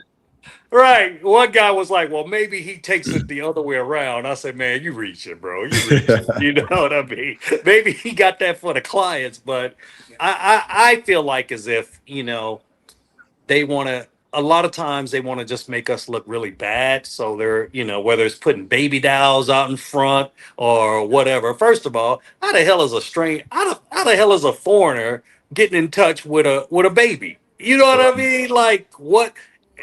We need to look at the parents at that point. Why are you letting your little kid? Now, I understand, 15, 16, 17, and I know somebody personally that got caught up with the fake ID. You know what I'm saying? Like, but my thing is, if she even looks close, I'm passing. But I have some guys that's going through some stuff right now because of chick show fake ID. You know what I mean? But I think it's just in a nutshell. I think a lot of it is sensationalized. No, 100%. I agree with you 100%. It's just fitting the narrative. You know what I'm saying? Like I said, it's easier to create that us versus them narrative instead of just fixing the problem with us. You know what I'm Right. saying? You can get more support if we say, yo, all these black guys are coming to Colombia to rape our kids and do X, Y, and Z. And it's the black guys. And when we all know it's the white boys, it's the older white guys, it's the 50-plus-year-old white guys. 98% of the time when you catch them pedophile dudes and they do the mugshot and the walk of shame, it's a white guy. The guy that got deported with me, white guy, older white guy, got caught at 3 different schools across Medellin harassing Wow. children. You know what I'm saying? He had the red MAGA hat on, but nobody talked about him because he didn't have the followers. He didn't have the voice. But you know who we got? We got this chill Capo black guy. He's perfect. He throws these sex parties. We can edit the video. Normally, they post the guy. They cover their face. Right. They do the one. Oh, they had you all in the video. Bro, That's what I said. I was like, damn. HD videos, CapCut, Yeah. Pro, all this shit. They got transitions. They edited like 4 of my videos. I'm like, damn, they did this shit is ill. Like they did, like I'm They looking basically at it. got a whole team just for that. They had a You know, whole and my team. thing is this, right? If they really cared about what's going on, and it really pisses me off because it's like, why don't you just change the law? That'll stop it all. If the guys know that this isn't available in Colombia, then just change the law. They would not come. I promise you, they won't come. You know what I mean? You'll get rid of the problem overnight. But what it is they want to hide behind. Just like out here where I live in the barrio in Cartagena, I can walk down and I can see. I know at least 4 or 5 spots within a certain block radius, and literally those 4 spots, not one black gringo enters that place. Not one. You know what I mean? And it's very cheap. And I just say, you know what? It's kind of smoke and mirrors. It's like, okay, let's put the blame off on this group of people when this is a problem countrywide, as far as my opinion. You know what I'm saying? And they don't really want to clean it up. I just think the basic what it is. I just think they don't want it out there for the world to see on camera and all this other stuff. But I just hate that they only blame one demographic because There's other big YouTubers that's done way worse, but different skin color, and nothing Right. against my other brothers, but I'm just saying, if you're gonna call it for what it is, Right. and treat everybody the same, because Right. every party that I went to where it was people other than brothers, it's the other boys that's messing with that powder. It's other boys that's, like you said, it's kind of skeptical how old the chica is. You know what I'm saying? So Mhm. I just think we get a bad rap, and it's a shame that it's like that. But Well, man, keep your head up, bro. as far as Medellin, and this will be my last point on that. As far as Medellin is more European Latino versus Cartagena is Afro Right, Latino. right. So the problem with Medellin in general, the xenophobia is 10x, but they hate to see a black man doing better than them. That pisses them off like nothing else. The Oh my fact that you God. can live in my country and you can live how you live and you stay in this type of penthouse and you got all this and that going for you, that shit pisses them off to a level that they're never going to admit publicly. But Oh in my no. opinion, when all of that, my situation was happening, oh, you effing N-word. I'm so glad they got rid of you, black mother effer. You effing ended. Like Wow. hundreds. I'm talking hundreds of paisa Oh, I people. believe it. And I'm like, wow. Well, Capo, that's why I wanted to ask you before. I'm the one that donated $10 for the love of Dominican Republic. What's up, brother? That's why I want to ask you. Why do people choose to go say to Medellin and you yourself instead of Cartagena? What's the appeal? What's the appeal? To me, what I believe, I feel like Medellin is the easier city to live in. It's the more modern, updated city. It's a little bit cheaper, but now it's kind of catching up. But Cartagena, since it's by the water, everything price-wise is increased just because you're by the water. We all know what that water does to the cost of living anywhere you go in the world. And then the weather is a little bit easier to deal with. Cartagena has like an intense heat, and the humidity. Medellin stays at like a comfortable 75 degrees most of the time. It just rains a lot, but it's just the easier city to navigate and move around. The bigger city, and I just feel like it's just easier to navigate around for people. More people know about Cartagena than Medellin just because of the internet, social media. Most of the influencers, 90% of the time when you come to Colombia or they do any Colombia content, they're doing it from Cartagena because Cartagena has the water. They got Cholon, they got the boats, they got, what I mean? So that visually is more stimulating for content creators to use that versus Medellin is just a lot of hills and mountains. So it's not so much content friendly visually, but it's the easier place to live, the more comfortable place. In my opinion, it's the more comfortable place. So once people go to both, most people will gravitate towards Medellin unless you're just really a water beach person and or you just like, whatever Cartagena has to offer. Everybody's different. Everybody has, I know guys that they'll die about Cali, they'll die about Bogota, they'll die about Medellin, they'll die about Cartagena. Like everybody just has their thing, you know what I mean? Okay, thanks. All right. Hey Capo, hey, say you was pretty big, bro. Your reach was reaching, bro. I ain't gonna hold you. Were you a celebrity in Medellin? I don't think I'm a celebrity anywhere. I just think that I'm visible because I put, what I'm saying? Why do NBA players get paid more money than NFL players? You can see their face. Right, You too. can see their face. Baseball players make more money because you can see their face. You can't name 10 people on your favorite team's starting offense except the quarterback, the receiver, and the running back. And nobody named the center from their favorite team. Name the center. Name the left tackle right now. Everybody name the left tackle from their favorite football team. If he walked by you on the street, would you know that was him? No, you wouldn't even know. And you watch him play every Sunday. And that's the point. Once I started putting my face on my platforms more and I started using my voice and I'm starting to put it out there more, I was already known on the street level, people just knowing me and seeing me. But once other people started looking at my content, consuming my content, and that the popularity of my videos started increasing and growing, that started the rise of resentment, you know what I'm saying, for those various groups of people, my own people, people that I was making money with, people that I stopped helping make money, whatever it is. The more popular I became, also, like everything else, the hate increased with it. So it wasn't like I got too big necessarily. It's like my situation was Sky Park snitched on me to immigration because they're the only people that knew what was happening with my visa situation. There was And nobody that's the else. thing. That's the thing, Capo. So if you knew you was gonna go ahead and make these boss moves, and you knew that they pulled you out of that club, like you said, and they had this scare tactic talk with you, how come you didn't negotiate protection with these other franchises?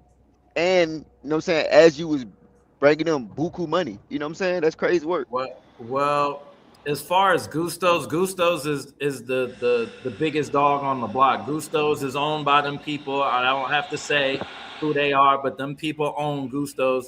There's a reason why Gustos is the only club that's allowed to be open until 4 a.m. and everybody's closed at 2. There's a reason why police have never set foot in Gustos, but Sky Park and Glow get raided every week. You know what I'm saying? There's reasons for that because of who owns that property and who's involved in that business. So in my opinion, I left the Clippers to go play with the Lakers for one game. You know what I'm saying? What's the worst that could happen? I didn't think that the people that I made rich since 2022 were going to have that big of a negative response to me doing 2 parties across the street with the people that I see them pulling up and shaking hands and coming to break bread and talk with, and you know what I'm saying, chop it up. The manager of Sky Park is at Gusto's damn near every other day, chilling and talking and laughing and joking. So for me to go do a one-off party across the street, I didn't think was going to have that type of response. Did I think they were going to feel away? Sure. But I also told them that in May, when things pick back up with the tourists, we're going to do another party. We're going to run it back because my DJ was moving to Medellin for 2 months in May and June. So I said, guess who's going to get the exclusive party with DJ Patrick Cornett, the best DJ that I bring to Colombia? It's going to be y'all. So they said, okay, you know, maybe, yeah, that'll be cool. That'll work out. So I'm thinking that we're all good. Even though we had like a little head bump outside, I still said, look, I still fuck with y'all. Y'all, my family. Like, I know every single person in there by their first name. You know what I'm saying? Like, these is my guys that have been taking care of me since 2022. No way in the world did I think that they would line me up the way they did just because I did one party with another club. Question. I overestimated my loyalty with them, or their loyalty for me. Question. Salute to you, Show Capo. I was also in Yakutsky when I was in the military. I was in the Navy. I was on I was actually shore duty and sea duty when I was there back in the 90s. But since you say it again, Kitty Hawk. Oh yeah, no, I was on the Independence Battle Group, and they switched over to the Kitty Hawk when Independence left. I was on the USS Mobile Bay. Okay, got you. But you know I'm a real one. If I could say Kitty Hawk, you know I'm a real one. That's a real yeah, definitely, most definitely. Yeah, I was also a part of the I don't know if you was around when Odoria was in full swing. They was the ones that was doing the hip hop promotions, catering to all of the I was a part of that crew until they got shut down. But my question is leading to that. Since you have this influence in this travel space, you haven't thought about taking your influence and going elsewhere? Like I'm in Panama right now, you know what I'm saying? They're looking for that hip hop vibe here, you know what I'm saying? That's funny. That's funny. That's funny that you said Panama. That's so funny that you said that, because in a couple weeks, that's where I will be. Okay. Yeah, look me up then, most definitely. My mom is from Panama. So when this situation happened, and I told my grandmother's Colombian. My grandmother's from Colombia. But you don't get that birthright through the grandparents. It has to be direct parent. You know what I'm saying? So, and that's fine. That's cool with me. I'm not tripping. But I was talking to my mom about the situation, and she was like, why don't you just go do your thing in Panama? When I was talking to her, and I was like, yeah, you're right, because she's like, they probably could use you. Nobody's doing what you do, and they can't deport you because you're Panamanian. Well, there you have it. So That's I the will be in Panama perfect starting in storm. June. Yeah, in June Yeah, I I will think be. that's definitely a good move for you, man. Because I think Panama is wide open, and you're not gonna have the red tape that you're dealing with here in Colombia, bro. Because actually, it's funny that you said Panama because actually, I'm thinking that's my next move. You know what I'm saying? Hey, let's start it. Let's start the wave. I'm just trying to move a little bit Mm. easier, man. I'm getting tired of it. And you were dead on when you said about like I've Wow. been to both Medellin and Cartagena, and when I went to visit Medellin, I'm like, man, I like it a little bit better here because of the traffic. Like I'm out in the barrio and them motos are crazy here in Cartagena, bro. Like Right. it's unbelievable. Whereas I felt like Medellin was more relaxed. It was just more organized to me.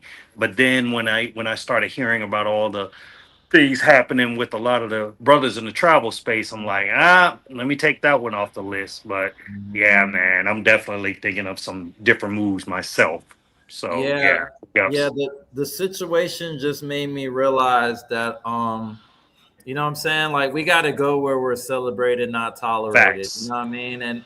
And ultimately, what I wish that would happen is that everybody would just stop coming to Colombia for 30 days. Just the whole Yeah. world just boycotted Colombia and let them feel that financially and let them see what the effect is of this propaganda that they're trying to spew out daily and this Facts. xenophobia that they're exhibiting every day in these comments and how they don't like to take accountability for their own problems. If you don't like sex Nothing. tourism, sign the piece of paper, make it illegal, and nobody will show up. Facts. Facts. Yep. And it's funny Yeah, that but you you were got saying that too, because I had a girl at my house last night that I'm dating, and she's from Barranquilla, and I was saying, so when did you have your first? I mean, when your first? She's telling me about her first boyfriend. She's like, I had my first boyfriend at age 15. I said, so when did you have your first child? She said 16. I said, so how old was your boyfriend? Oh, he's 7 years older than me. So basically, your boyfriend's 22 years old when he started dating you at age 15, and she said, "Yeah." I'm like, and that didn't bring a and red that's flag normal. to the That's normal situation. here. And that's what she said. She said the only time that becomes an issue is when the man is trying to force himself on you. But other than that, it's just normal. Because people they want younger, fertile females. All So the it's young normal for girls, teenagers. I was like, damn, that's crazy. all the young It's only girls in the 18 for barrio, us. all the young girls in the barrio get pregnant by the neighborhood dope boy, trap boy, cartel boy, you know what I mean, the bad boy of the block. They all get pregnant by the same nigga, but he a bum and he can't take care of them. And now they single independent mothers, and guess where they got to go work? Yep, the streets, exactly, in the calle, in the Damn. bars. Let's Wow. talk about it. Wow. So let's talk about it. But yeah, definitely in Panama. Number one, the reason why I'm going to Panama is my heritage is from there directly. Direct heritage, direct bloodline. My cousin is the chief of police in Panama City. Another cousin's one of the big DJs out there. You know what I'm saying? So I have a lot of family and ties. Number two, the xenophobia thing isn't that strong. As far as the, us versus them, we don't want Americans, whatever, because Americans have been in Colombia or Panama for years with the old military bases that are not there, but the people still stayed. So there's a lot of people that have American, relatives and family through the military bases that were in Panama, but they're no longer there. But those roots are still there. Number two, it's a financial hub. Everybody hides their money in Panama and does banking and investments through Panama because they have very loose banking laws in Panama. That's where Pablo Escobar kept his money. He kept it there for a reason. If you know, you know. And then the next thing, as far as my personal reasons, is that the narrative and all this shit that has happened with me, that the smear campaign is like, oh, he's got to go to Brazil next. He's got to go to DR next. He's got to go to Thailand next. He has to go to these, certain locations or he can't thrive. When I go to Panama and I get that shit popping, nobody else can take credit for it. Nobody else can try to discredit me and say, oh, he had to go to where the sex tourism, because there is no sex tourism in Panama like that. Or at least it's not on the big screen for everybody to see in HD. Like you can walk through Yarris Park with a GoPro, or you could go to the old clock tower back in the day and walk around with the GoPro. You know what I mean? Nobody's doing anything like that in Panama. So I can go back to what I was doing when I was in Colombia and just creating good events, good vibe events that just make people feel comfortable like they back home, because that's all I was trying to do. I didn't give a shit about the hookers.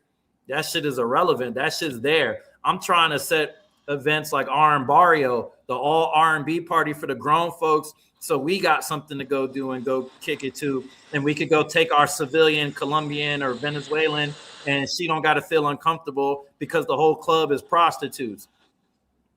Facts. Facts on facts. You know I feel that. Salute, Ryan. Salute, Ryan. Let me just Salute. Welcome. let me jump in real quick because I'm getting ready to go live at 7:00, and I gotta run out. Real quick. Chill Capo, salute. Oh, Jay, where you been, brother? What's up, man? Laying low, man. It's hot on the block, baby. Okay. Laying low. Okay, everybody else on the panel. Flint DR, what's going on, Flint? What was I gonna say? On my live tonight, Chill Capo. Let's push that. And I got another brother that I rock with on YouTube, Sunday Night Smoke. He's been talking about let's do a ban on Medellin. So you saying 30 days. We're gonna push that. I'm gonna talk about it tonight on my live. Yeah. You know what I'm saying? We're gonna push that. Let's boycott Medellin for 30 days. 30 days ain't a long time. Yeah. Push it back. All of May or June or whatever month that makes sense. Nobody go to Medellin, and let's see how they keep talking about us. Yeah. You know what I'm saying? Because we at some point in time, we gotta fight back and stop letting this narrative that all black men are pedophiles. Because I don't know one black male pedophile, like personally. I don't know anybody in my network, whether they're an affiliate, an associate, a friend of a friend of a friend. I don't know one. When my guys come to Medellin, they want the thickest, oldest, most adult, maturest, grown woman, bad bitch. That's what they want. We don't want no little girl. No little girl can't do nothing for me. I need a woman. I need a woman. But when I see them white boys, when I see them Indian niggas, they all got the little 16, 17, 15-year-old looking shorties that don't even know how to wear heels. She outside wearing sneakers and ripped jeans and a fucked up tube top. Mm-hmm. She don't know, she's not a woman yet. She don't know how to put her outfit together. She don't know how to dress like a bad bitch. She don't know how to walk in heels. You know what I'm saying? You ain't never seen me with nothing less than a fine ass 25-plus-year-old. You know what I mean? Because I need experience. I ain't got time to train you how to do this and that. I need you to know what you're doing. If you're a single mom, that's even better because you already know what it is. You know what I'm saying? Little girls, nobody got time for that. I can't understand what somebody thinks when they look at a child and get sexually aroused by that. So, you know what I'm saying? Since they want to label all the brothers as, these sextors, these pedophiles, these whatever they would label us all sorts of shit, then all right, then let's take our money off the table and let's let them see what it's like without us. And that not even just the brothers, Americans in general should be boycotting Medellin. Army strong. Go ahead, brothers. It's on you. Salute. Welcome to the All right. Check it out. Now, I'm gonna put some facts on the table, and this is real. Okay, boycott Medellin. There's not enough doggone American dollars spent by blacks in that country to affect the damn thing. It's just not. Now let's be realistic. I mean, you can have hold on. So don't really? You gonna come and try to step on everything? Really? No, I ain't really trying to step on nothing, brother. Can I speak? I haven't said a word while anyone else is saying a damn thing. I'm giving you. There's always the naysayer that always wants to come in where we always trying to do something positive. Then they always got to have that naysayer to come in and step on something. Hey, Leonard, I gotta go. But let me ask you one question: Have you been to Medellin? Have you been to Medellin? I only go to European countries. Enough said. Yes, I you only have go to no European argument. countries. Yeah, I gotta I go. only go Yo, to, I'm not Ryan, a Then broke why thanks ass, get for on bringing here me and up. I'm a say broke something ass about it? nigga. Chill, Capo. Okay, Medellin, bottom Chill, line, I only Capo. go Medellin, to European countries.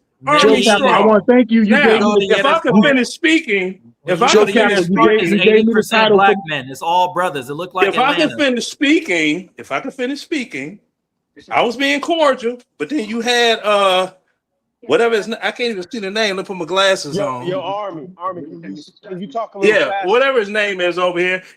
See, always trying to step on something. I'm Lord have speaking mercy. facts, but you know what? That's the thing. When you get black Americans and facts don't go together. See, now if all of black America were to stop spending money in the United States for 90 days, oh, that'll shake up the whole system. But for the brothers over there, have anybody ever looked at the percentage of how many black Americans actually have passports? Anybody looked at that? Do you want us to answer The that? exact Hold statistic, I on. don't know. I The can pull it thing up. about it, Leonard. What you're saying isn't halfway wrong, but you've never been to the It's country. none. That's And none all of I'm what I saying. said is That's wrong. all I'm saying. So Yeah, you're speaking. You're speaking on hypothetical. right, Yeah. I'm You right. not get where I'm speaking on coming from? hypothetical. I'm But listen, speaking Medellin, on I gotta factual. run out. Brother, Chill, Capo. I'm speaking on factual You gave action. me the title for my next live. It's nobody feels sorry for a winner.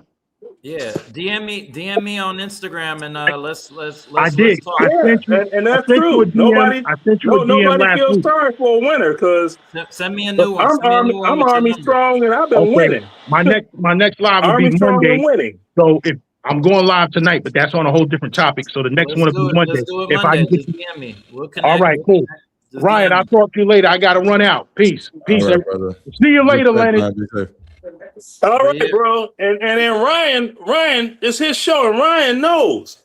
I don't come on his show being on some left hand, blah, blah, blah, blah, blah. He's seen me on a number of shows, and I'm a respectful man. I ain't about no hate or nothing or none of that. He can vouch for me. It's his show. I said I only go to European countries. I love European countries. European countries love house music, which if you Google my name, I'm one of the doggone founding fathers of house music. So why would I go someplace that is not even interested in my genre of music that I love? And they're going to put a gay connotation on top of it too. When house music was not started by homosexuals in Chicago, talk to me quick. Don't talk to me slick. yeah. But now it's connotated with that fruity stuff, fruity music. I mean, Yeah, I've we been just you living. know what, I've but been you know living in what, Medellin.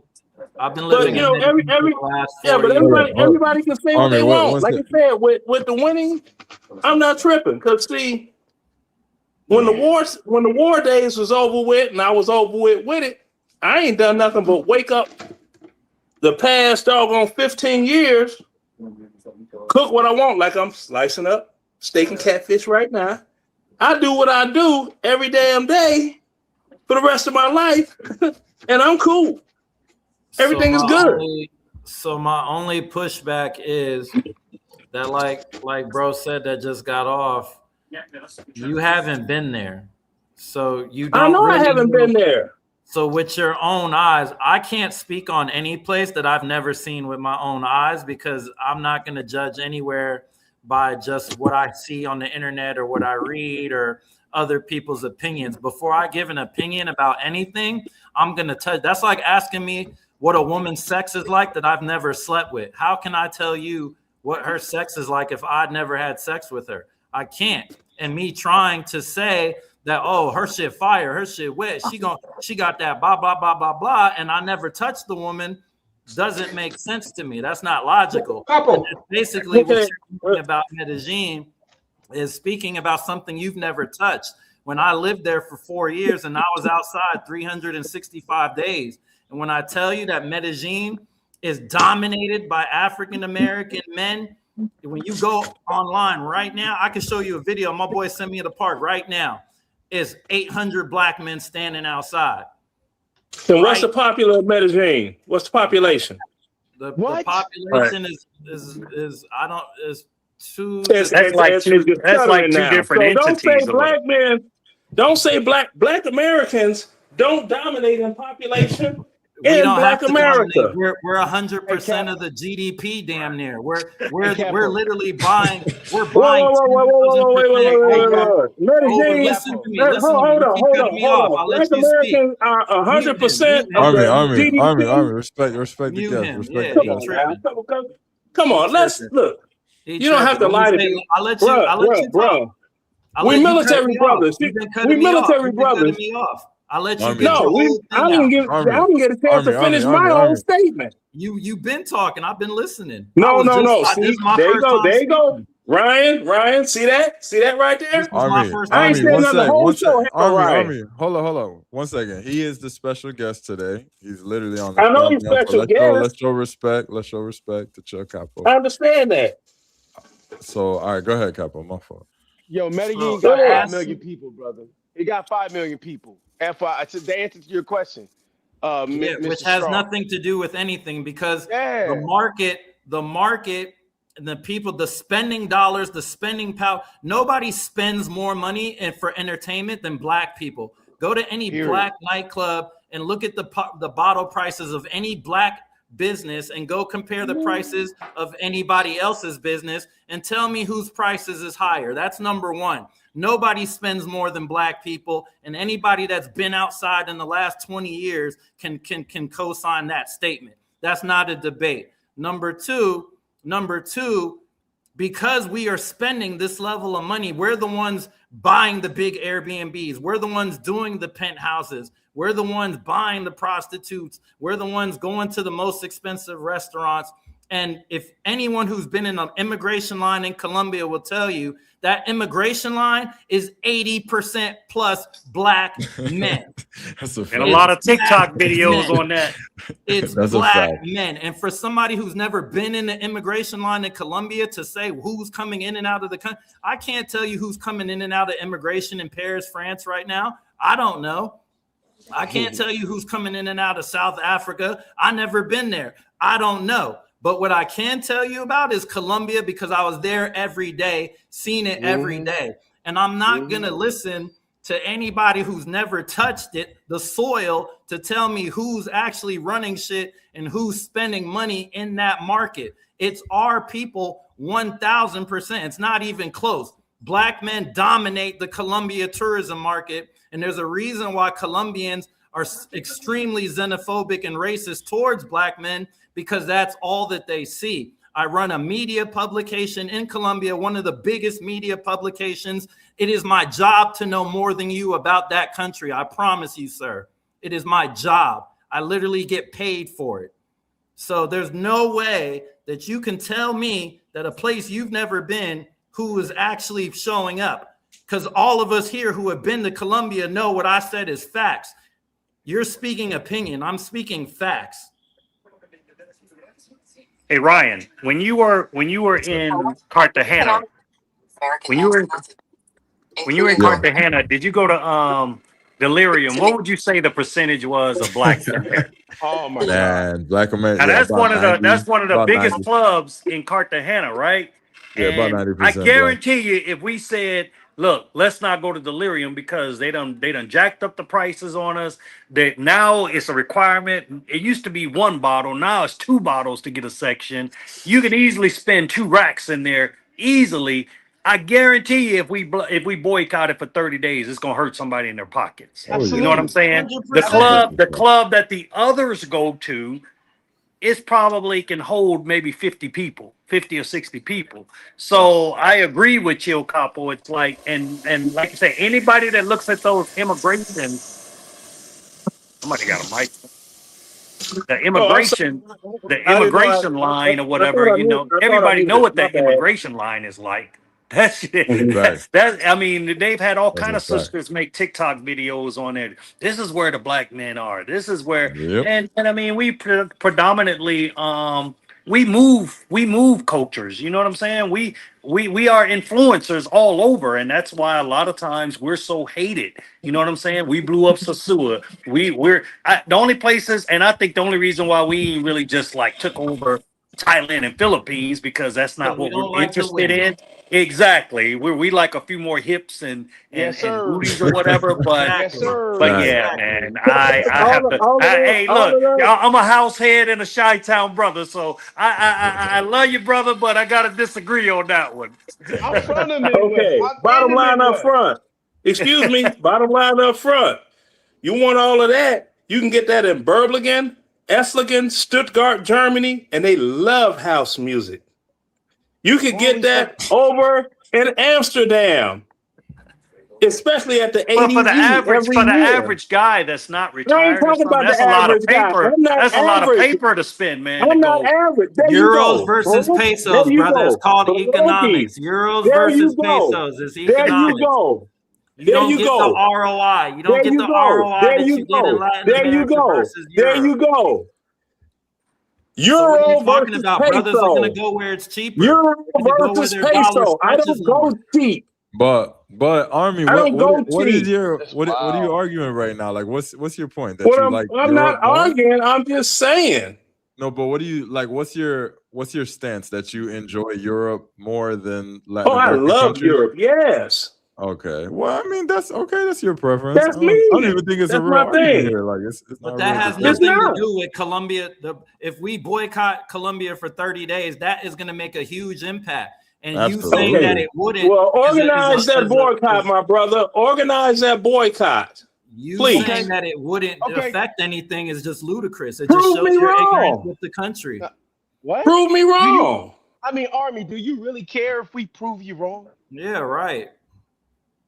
Not really. I That's a don't yes care or what no. goes on in Exactly. doggone There we You know, go. those why are you countries. even in the panel? Why are you even in the panel about Because Colombia? I have Yo, the do right the as an Amsterdam, American do the citizen to Amsterdam be panel on for wherever I bro. want to be at. Do the No, Amsterdam panel no, for bro. no. Okay, I hold think on, Ryan has it. Do the hold on, Amsterdam my panel for brothers. nobody trying to talk Hold on, about my that. OG, you in the brothers, wrong my channel. brothers. You in the wrong Y'all channel. seem like some old ass military cats that You were in the not in wrong Iraq and channel, Afghanistan to me. This The Colombia old I don't think chat, y'all man. Go to the combat Amsterdam veterans. room. I Click don't out. think y'all Click out. Go to combat the veterans. Amsterdam room. Hey, Go to the Amsterdam Army. room. I don't think y'all combat veterans. We got an excommunicado homie, man. He John Wick. Excommunicado, man. Get out of here. Excommunicado. Okay. Excommunicado, Army, bro. Hey, Ryan. Yeah. Army, Okay.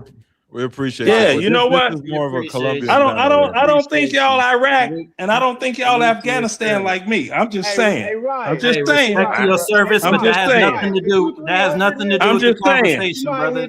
I'm just saying. Veterans Hey, Day is My Army. coming money soon. right. My Veterans money Day be is coming right, soon, bro. brother. I got a DD 214 too.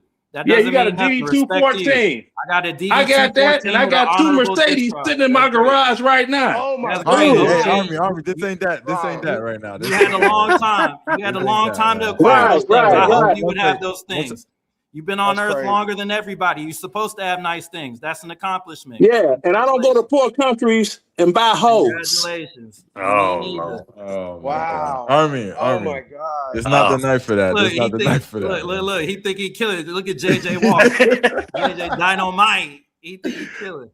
It's not the night for that, Army. This not the night See for what that. happens Yeah. when you It's not give the the night for that. OGs the internet. Hey, See what Capo. happens Yeah, the when you OGs, give the OGs, they got an 800 plus credit score. I like y'all asses.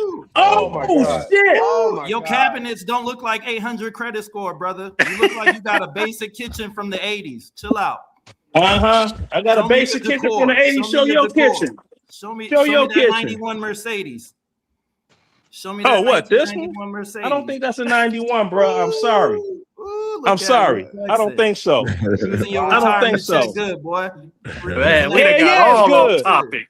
I didn't know I was Hell got yeah, it's to. I didn't good. know I Man, was got get to him pull outta here, my man. my Hell wartime yeah, it's good. resume and everything. And you know He what I'm done saying? thrown us all off. It's always the old nigga Yeah, off throw y'all topic, throwing off. off See, the whole I'm shit. Louisiana Creole. I'm Come not on, black man. like y'all. You gotta Oh, throw shit. it, Did I man. say that out loud? Hey, Army. Okay, Did Ryan. I say it out loud? Alright, Did I say Ryan. that out You loud? just gotta mute. Hey, Just let him Army. go away. Army, I'm trying to be respectful, man, because you always show love. But this is not the panel, man. Maybe the next one, you know, maybe we'll catch you.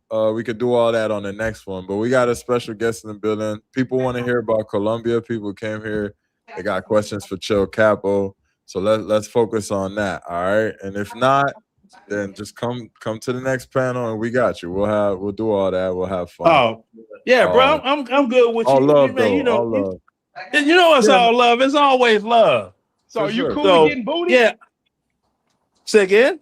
Are you cool with getting booted? Like catching a diss in Sparta?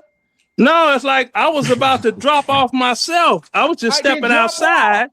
I'm about to drop off myself. My Army All right. non-combatant brothers, y'all slick sleeves, Appreciate you. Bro, what Iraq, does that have to do Afghanistan with war it? veterans signing Bro, off. what is, I'll get All back right. with you, and I'm gonna do now a All right, video brother. on this. You know I'm gonna do a video, right? I All gotta right, do a I got you. video.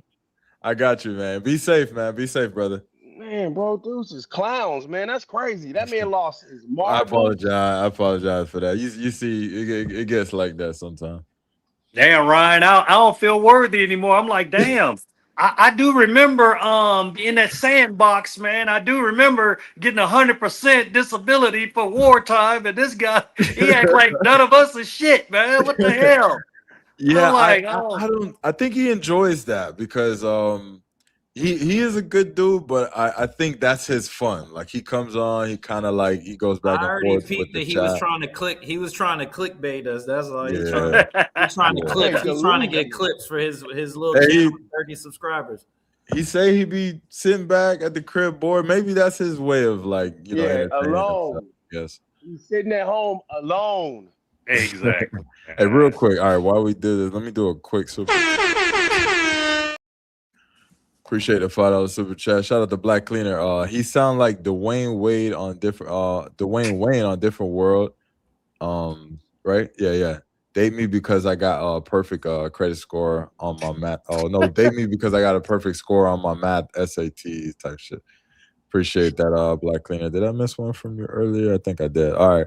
$5 super chat from Black Cleaner says there's always people who will befriend you to slow you down. Damn. Yeah. That's deep. Mm, Appreciate that. And then we got one more news super chat just came.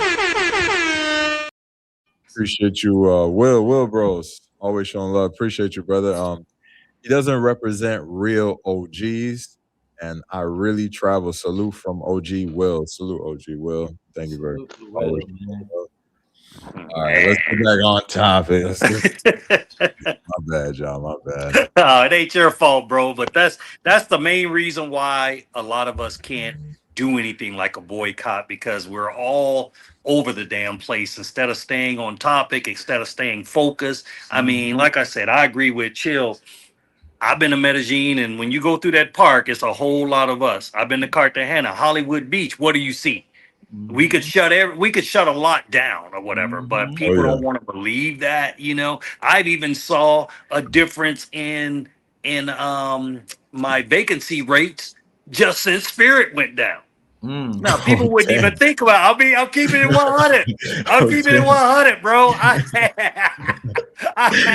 Snap. Spirit done got us. I had 8 cancellations.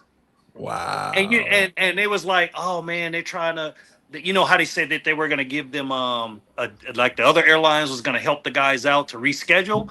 You know, some guys complaining about $40 $50 more or whatever and canceling their vacations. So I mean, this is happening. It's affecting. That's crazy. I stand corrected.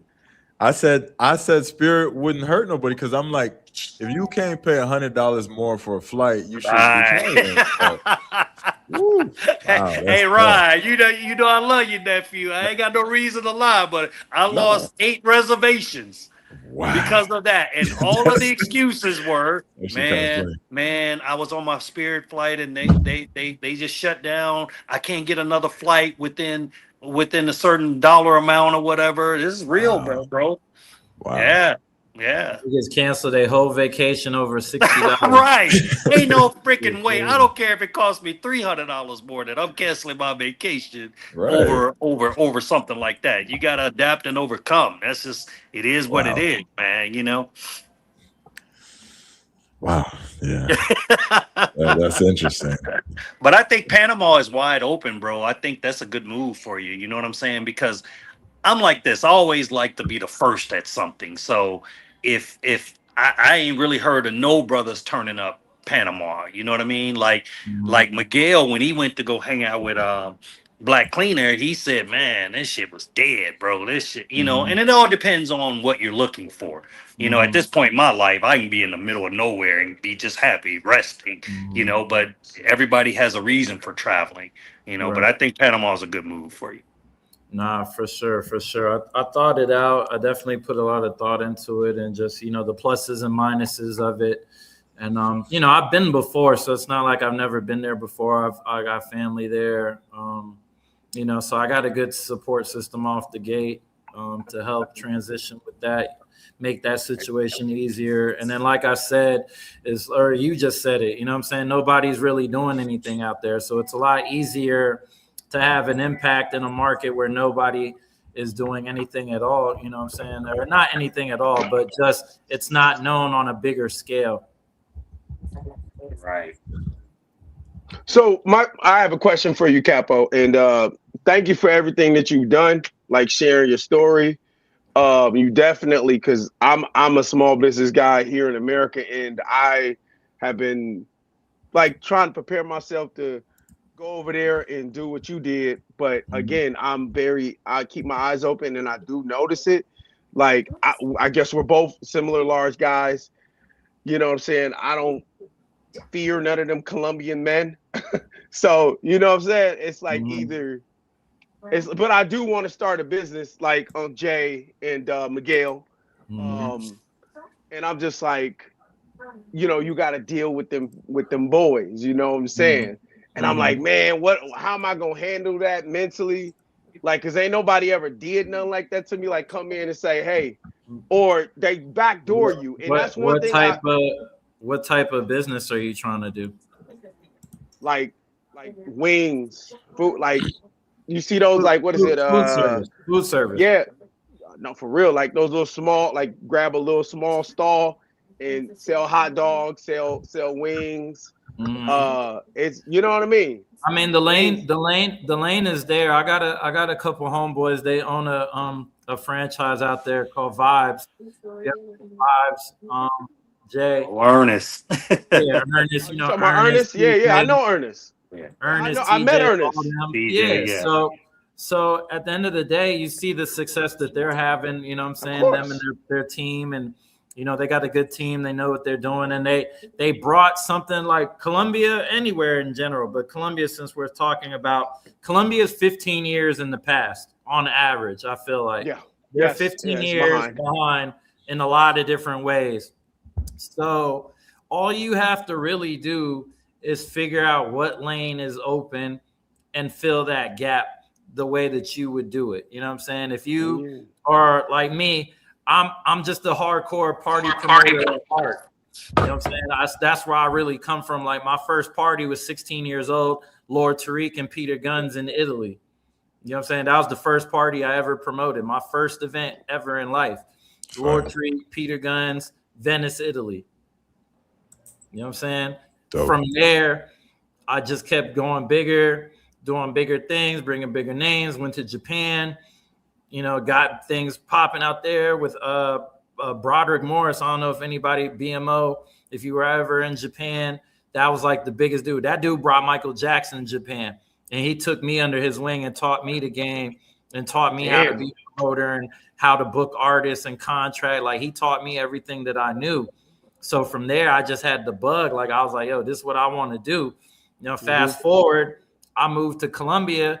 I see that they got something, but it ain't. It ain't. It's like you almost there, but y'all missing some key components. If y'all change this, let niggas stand on couches, let niggas do this and that, make this price this, hire these type of, you know what I mean? You got something. And that's where the promoter in me just took over, because I seen the lane open. So as long as whatever food thing that you want to do, just make sure that they're not doing it already. I already said, if somebody set up a Jamaican food spot, a valid Jamaican food spot, if somebody set up a good like Southern barbecue with like the real mac and cheese and potato salad and all that, like if you build certain things out there and it's the only one, you're gonna win. You're gonna be successful because you got the only spot. Like Vibes got the lemon pepper wings. I don't care who else you holla at. you're not going to get better lemon pepper wings or wings in general than you're going to get at Vibe. And everybody knows that. So they cornered that market with the food. Whatever food you want to do, just make sure you do that shit the best. Whatever it is barbecue, seafood, Creole food, soul food, Jamaican food, Caribbean food, Spanish food, whatever it is, just make sure your shit got what everybody else don't, and you'll be successful. That's it. Yeah, I agree 100%, bro. But on the other side of it, because a lot of times, you know, they'll look at things and they'll say, okay, well, Ernest makes it look easy. TJ makes it look easy. Jay and Miguel, they make it look easy. I'm going to be honest with you, bro. Like, if you're going to do any business in these countries, you better have a front person. You know what I'm saying? 100%. Us trying to do it alone, bro, it's like, you don't know how many times the police then came to my hotel. And you know what the beautiful thing about it? Every time they came and they went through it, it was a bunch of Colombians. So I've learned to rock with them. You know what I'm saying? So how it started was I started doing Christmas giveaways for the whole block. So now the whole block got my back. You know what I mean? And now when the police come up there, they're like, damn, because we said, look, instead of just running a hotel, we're going to start promoting events. So now we do quinceañeras, we do birthday parties, we do wedding parties, we do everything. And so only 5% of our business is the other stuff. You know what I mean? So now we're not known for that. We're known for, this is the spot where we can go and we can bring our children to a place that they can't afford in Central. So you just got to find your own lane. And that's something that nobody else had out here. And that I kind of ran up on that business by accident, you know, because my initial thing was just the brothers. But then when they didn't support, I'm like, okay, I got to go in another direction. You know, I mean, we still available to rent rooms, but I had to come up with another business plan. So just make sure that you got somebody on your team. My girl, she's connected with the police officer. She's connected with them other people and all that other stuff. So that helps us out big time. Otherwise, we wouldn't be able to be out in the barrio for sure. Hey, gentlemen, I actually got to prepare tonight. If I don't lay it down, listen, I'll be like a whole different person, man. Hey, Ryan, thank you for letting me up. Capo, nice to meet you. Appreciate you. Finally, it's nice to meet Jay. Heard a lot about you from Miguel and Avery. You know what I'm saying? Yeah, Avery. Speaks Yeah, highly bro. of Appreciate you. it. Man, one day I hope to meet you, Capo, again. You know what I'm saying? It'll happen. Meet me in Panama, gang. Meet me in Panama. I've been there once. Need to go back again.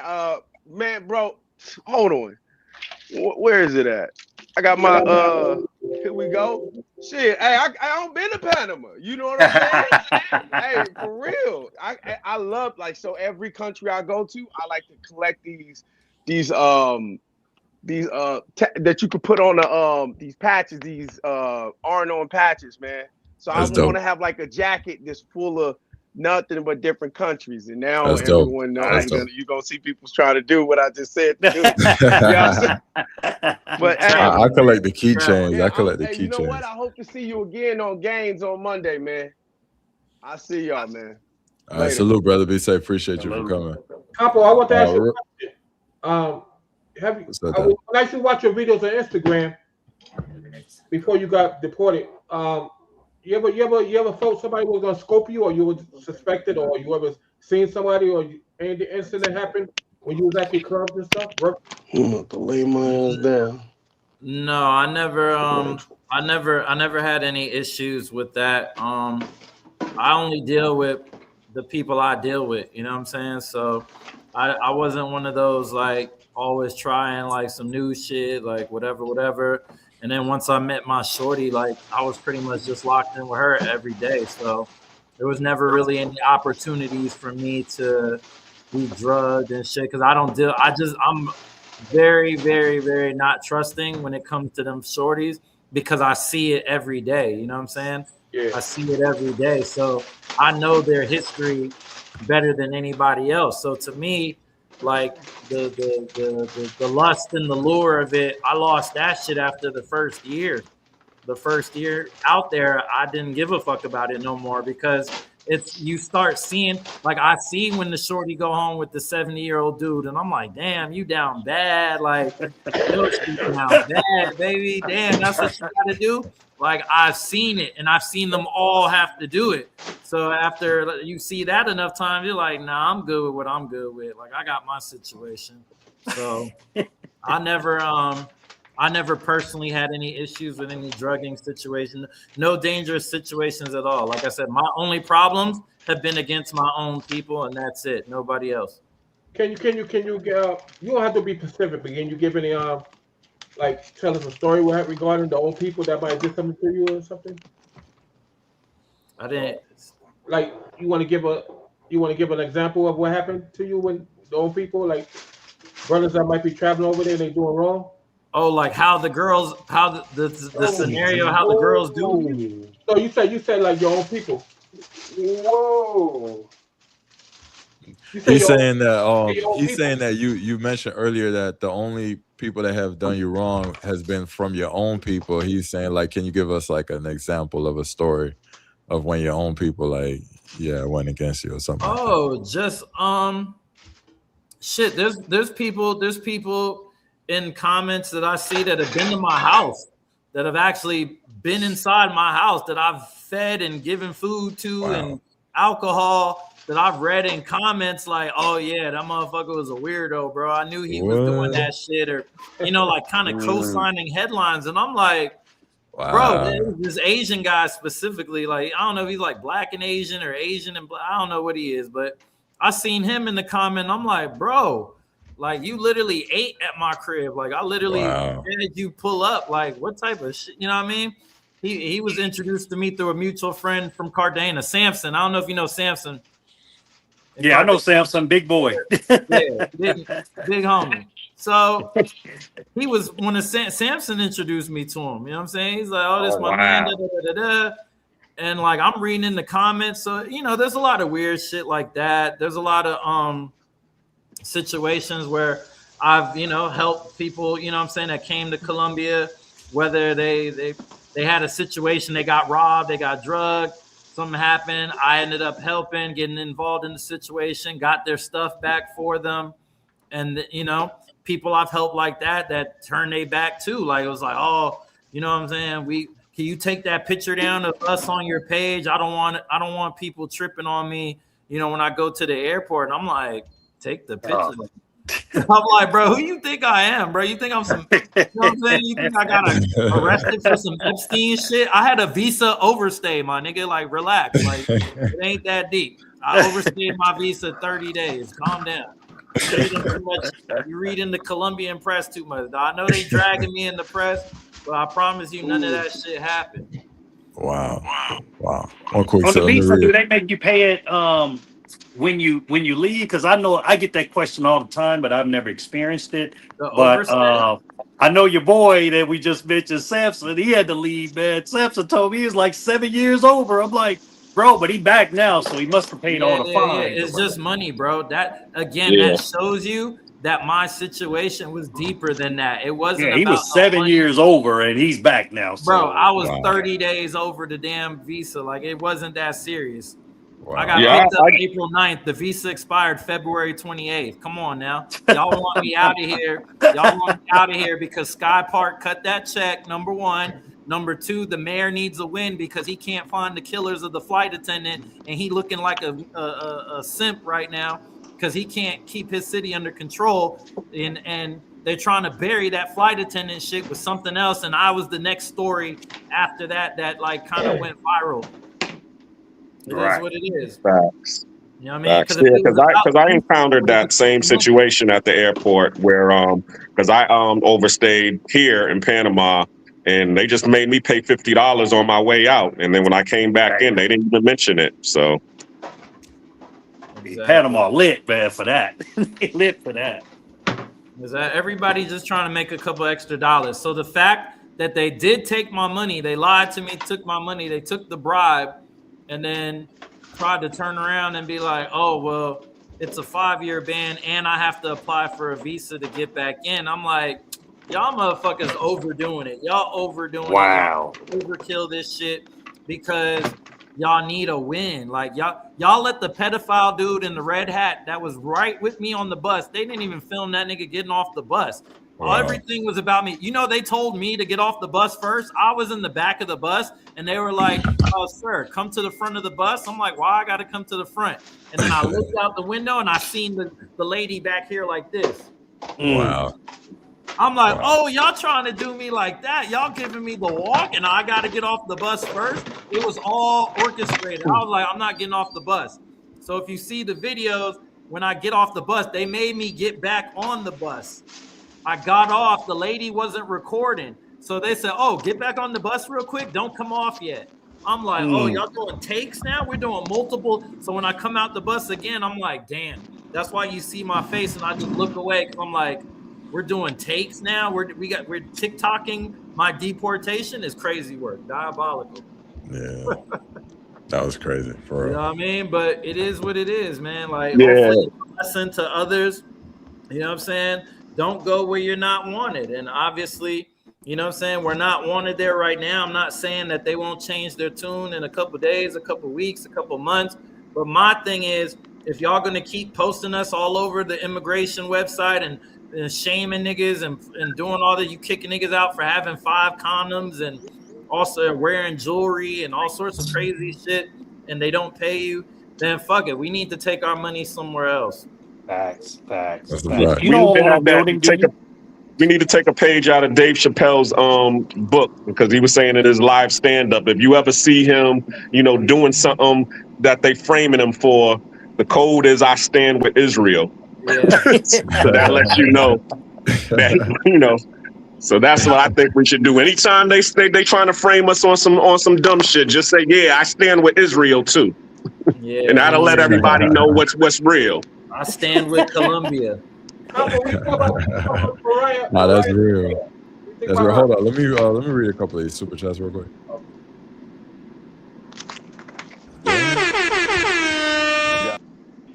All right, we got a couple. $10 super chat. RC Styles, appreciate you. Said, salute. It's your favorite mango's favorite mango. Is that what that is? Salute. 10,000 Colombian peso super chat. Thank you. Does that say December? Capo, with a lawyer, can you take your deportation or 5-year ban to a judge and fight it? There you go. All right. He said, yeah. He said, yeah. Gans with a $5 soup says, appreciate you, Gans. Chill. I left the link to my channel in your inbox business chat. Cool. I got you, bro. I'll see it. Okay. All right. Yeah. Salute, guys. Capo, what do you think about Mariah Sincere? She's dope. She does her content. She's the only female American in her space doing her thing. I feel like she gets a bad rap sometimes from the brothers because they feel like she's talking down or, whatever. But she's more or less just reacting to what's getting the response on her page. When she talks about certain issues, that shit just blows the fuck up. And so as a content creator, when you see that certain subjects or certain topics are what's getting you the engagement and building your following, whether it's good or bad, you're usually going to end up creating that similar content that's getting the engagement. So if she's talking about a particular group of people or particular circumstances, that's what's getting her the engagement. So she's going to continue to talk about it like anybody else is going to do. I think she's dope at what she does. I think she's necessary because she's the only Black female American that's in the space, speaking on the city. So I feel like she should definitely keep doing her thing. I like what she does. I think, we need more females saying their perspective too. You know what I'm saying? We need some females out there too, because they're just trying to push this narrative that it's all like a Black man thing. You know what I mean? Let them see that there's other people doing shit out here. If Colombia has so much to offer, then it's not so hard for people to create content about it. Yeah. And if it's not, then, you know what I'm saying, what's everybody going for? Facts. Facts. Yeah, I never been. I only go to DR. I haven't been to Colombia. Actually, I was supposed to go back to Colombia because they're having a Black Joy parade June 20th. This coming June 20th. But if we doing the boycott, I guess I'm gonna have to boycott then. That'll be the boycott. It's gotta be the boycott. We need time to organize it. We gotta do it like June. We gotta do like June. We gotta give niggas enough heads up. So everybody that got their birthday in June, we gotta let them know now. But I was thinking about what Leonard said, the guy that came in earlier. I was thinking about what he said was kind of half right, playing devil's advocate. Regard to like how was Colombia, Medellin doing before black people got it popping? They were doing pretty good, right? No, everybody was afraid of it because it was Pablo Escobar country. Nobody wanted to go to Medellin. We're the ones who brought the tourism in because we're the ones that showed that Medellin was safe.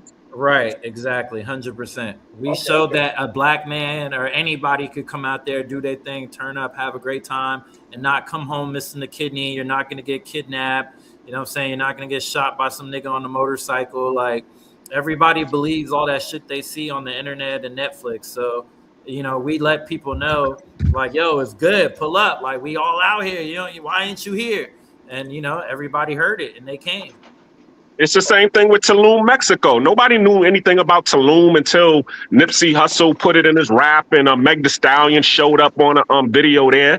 And then all of a sudden, out of the blue, people are knowing about Tulum, Mexico. Before, it was just Cancun spring break. Right. True. It popped off during the COVID. When COVID that was like when Mexico opened up first. So everybody was like, oh, shit, let's just hit Mexico. You know what I'm saying? Because it was the first thing to open up and niggas just wanted to take a trip. Niggas just wanted to get on a plane. Facts.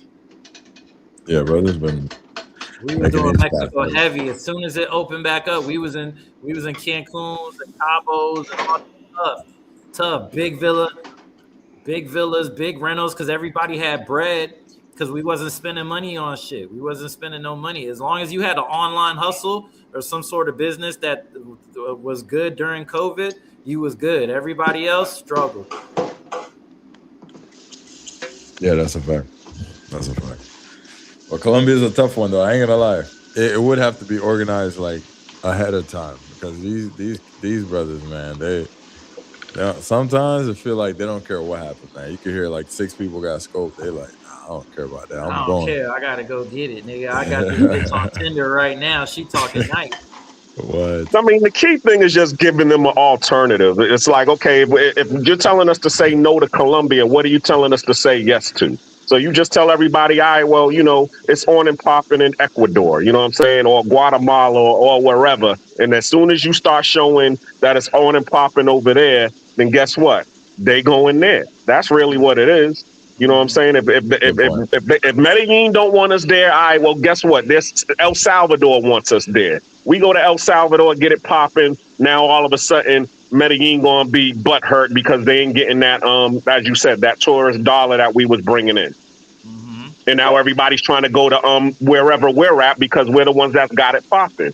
But it's still the beauty of the woman. I don't think El Salvadoran women can really touch Colombian women. I don't think Colombian women go anywhere. There's plenty of Colombian women here in Panama. You know what I'm saying? I don't be telling people because I don't want them here, but you know what I'm saying? They there, trust me. They there. They there. You know what I'm saying? So guess what? They're in El Salvador too, along with the Venezuelans and whoever. So all you got to do is just show that, and guess what? Everybody will be there. And guess what?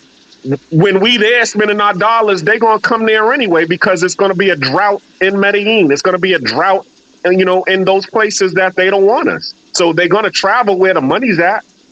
Do you think the red light district happened first or the Navy happened first? No, the Navy showed up and put a port there and the red light district follows. Good point, Black Cleaner. 100%. They definitely in DR too. I heard they coming heavy in DR nowadays. I'm here right now. I'm in DR right now. Yeah. I'm in Punta Cana right now. I just got here. I've been in Santo Domingo for the last 2 weeks filming. Never been to the zone area, the zone of Colonial? No, I was in Panetti. Oh, Piantini. Yeah, there you go. Oh, Yeah, I love over there, got Piantini, money man. over there, man. You hanging with the money makers. Hey, that's where I'm always gonna be. I hear God you. willing. Zona is a cool area. It's got ancient buildings and Yeah. I was down there shopping and shit, sightseeing and shit. Like I was out there thugging it. It's just so fucking hot, man. That heat hit different out here, bro. Yeah, That sun is an extra 10 degrees hotter. Yo, man, it's fast, man. You step outside and then you go back inside, your shirt be all wet and everything. Like, damn. The Dominicans, they used to that weather, but when you from America, it's like, man, you need a new shirt. Nah. Get back inside. Nah, Medellin got me spoiled, man. That was my perfect weather right there. Medellin, that was cool with me. I could deal with those temperatures all day. A little bit of rain, okay, fuck it. Stay inside. Who cares?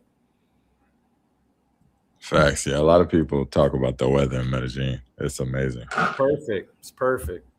Beautiful. Oh, the brother dropped off. All right, guys. Like I said, man, I don't want to hold you too long. We almost touching 3 hours. If you guys got any questions for Chill Capo, man, we'll do like a last maybe like 10 to 20 minutes, and I'll let you guys get your last words in, and we'll close out at 3 hour mark. Yeah, how you get your channel popping? Your Instagram was popping. How you get your YouTube channel? I think if you concentrate on YouTube, you probably do really well up there.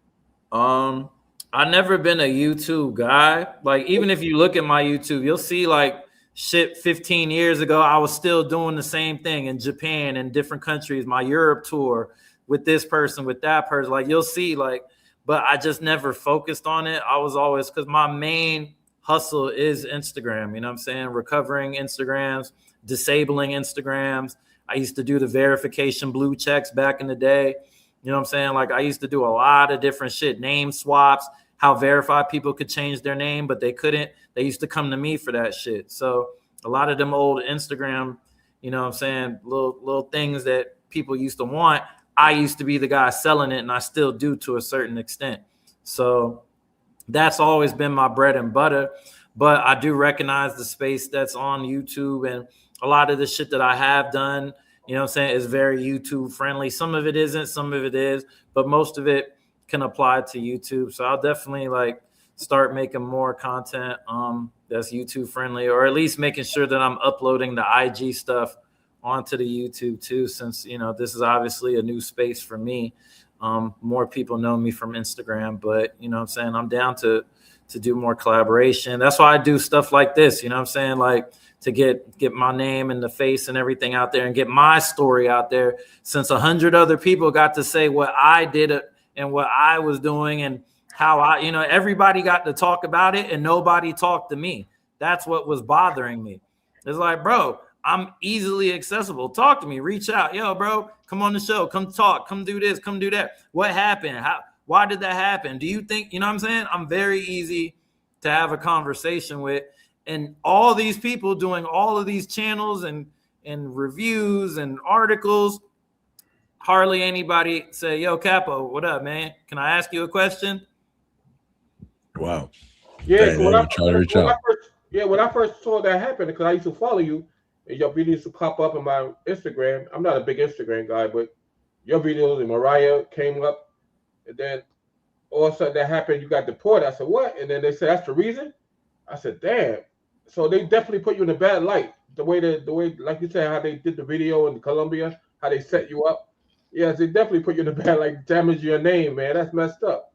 They tried, but anybody who really knows me, like you can just, like, when somebody really does some fucked up shit, right? Like when a person genuinely fucks up, like look at what people, like look at if his supporters are there or not. Do you see anybody supporting? Do you see anybody like, nah, that ain't happen. That ain't. If you look at my shit, I got a video with 14 different people telling 14 different experiences about when they came to Colombia with me. Those are real people that spent real time with me that I didn't know before Colombia, half of them, and some of them I knew. And you'll hear it from their own mouths. Like, if you really want to find the truth, you'll find it. Most people just don't want to find it. Colombian people don't give a fuck. They don't give a fuck if I did that shit or not. They don't give a fuck. All they care about is that they got another black motherfucker up out of their city. That's all. That's the truth. That's the reality. They don't give a fuck if I was right, wrong, a good person. If I help feed 500 people a week that were able to eat and pay their rent because of directly or indirectly because of the money that I was bringing in, the people that I was bringing in, the influence that I had on businesses, restaurants, bars, nightclubs, clothing spots, barbers, drivers, security guards. I had everything. And everybody was eating every step of the way. So, a lot of people didn't like that shit. A lot of people didn't like it. They was like, damn, he actually thriving. And I'm out here trying to play a fucking guitar for peso tips. You know what I'm saying? He a foreigner doing well in my country. That pisses people off, especially when you're a black person doing it. I get it. Nobody feels sorry for a winner. It's cool. I get it. I was Capo before Colombia. People got me fucked up. Like, I was Capo before Colombia. I've been doing my thing a long time. Go look at my YouTube. Go look at me and this person, me and that person, me in Europe, me in here, me in it. It don't got a lot of views because I don't promote it. I just uploaded it years ago. You know what I'm saying? Niggas still had BlackBerry phones when some of that shit was out. But it's there. I'm not new to this shit. I've been doing this a long time. I don't look my age. I'm 42 years old. I don't look like it, but I'm 42 years old. Wow. I've been doing this shit before the social media. So when people try me and try to act like, oh, you had to go to Colombia, you salty nigga, I made Colombia pop. How about that? How about I'm the reason Colombia popping? One of the reasons. How about I'm the nigga that got Medellin popping for my people?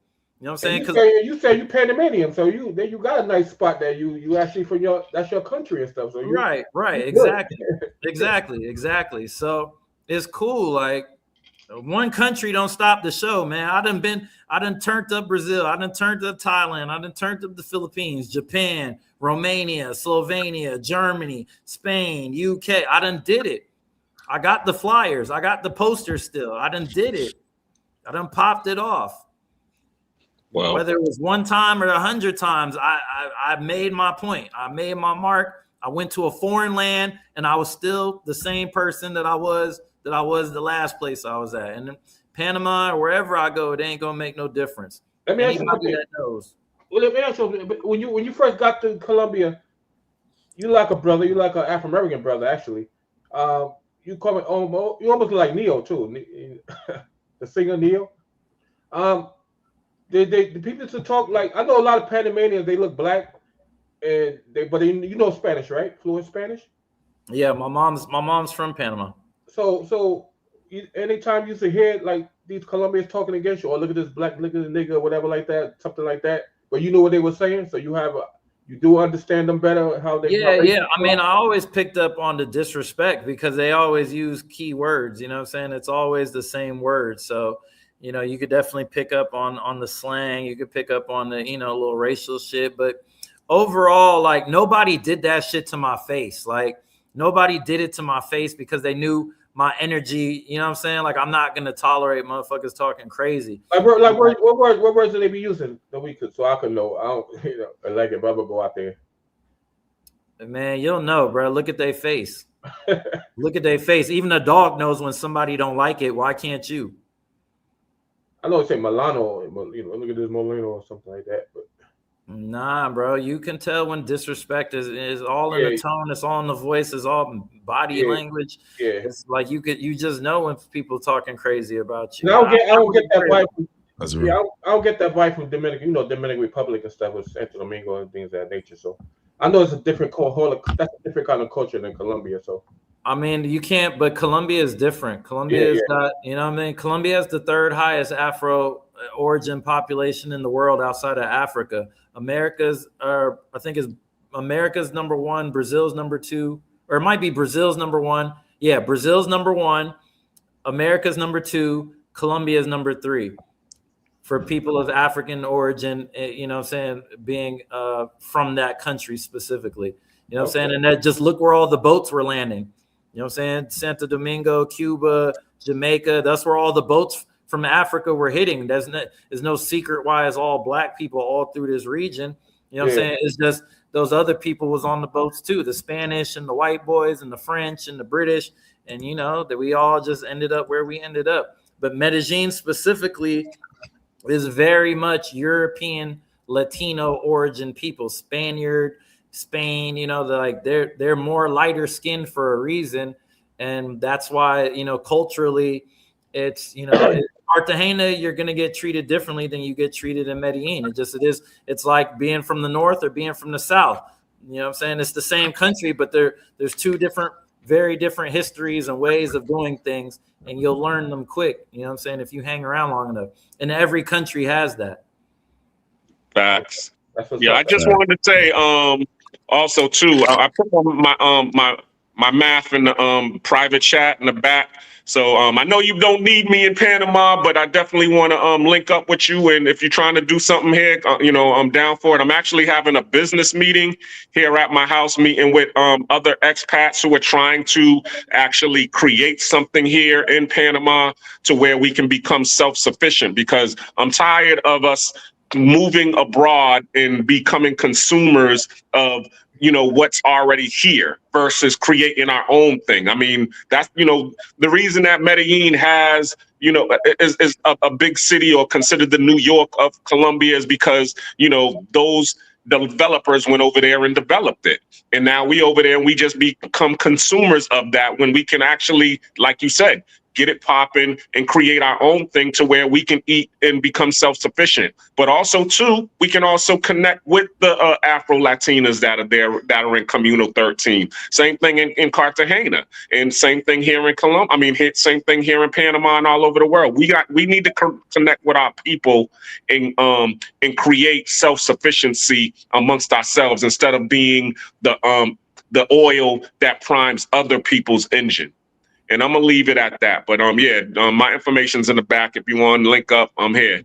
All right. Yeah, I put my math in there too. Text me. I appreciate it. Yeah, I took down both of your numbers as well. I will hit you both of you up.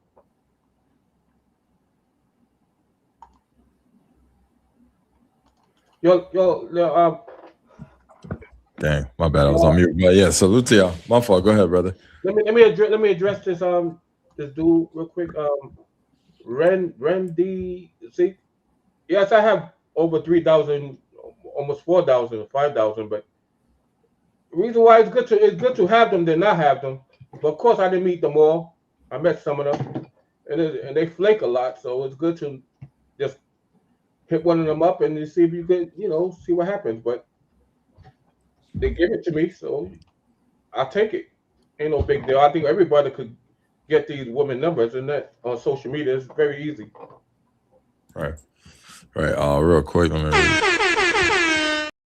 We got a $2 super chat. TF, salute. TF says, chill. Santiago DR is a fly city like Medellin. TF says. I haven't seen it yet. I've only did Santo Domingo and Punta Cana, so I'll let you know. I rock with DR. Like, DR is a vibe. I fuck with it heavy. The food is incredible. Definitely W's in the chat for the food.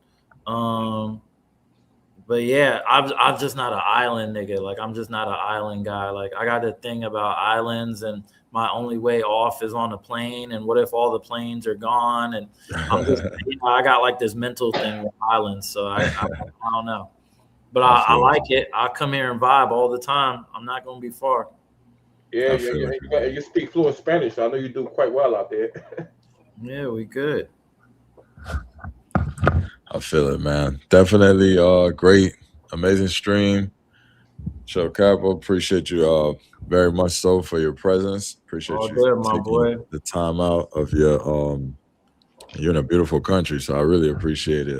Yeah, I'm vibing. I'm by the beach. You know what I'm saying? You can't see it because it's still the sun going down, but I'm by the beach. Got a nice little penthouse and shit. I'm gonna be here for a couple of weeks. So, fire. Anybody in DR, tap in with me. Hit me up. Hit me on IG at Chill Capo. If you are in Medellin on May 16th, next Saturday, my R&B event, Barrio, it's sold out. But you could still we got one VIP table left, and you could get in for 30,000 pesos. That's like barely $10. So tap in, pull up if you want to be around some good vibes, some good energy, good R&B music. The only R&B party in Medellin. Pull up to Barrio. The link is in my bio right now. Shout out to everybody that was in the chat. Shout out to everybody for the comments and tapping in.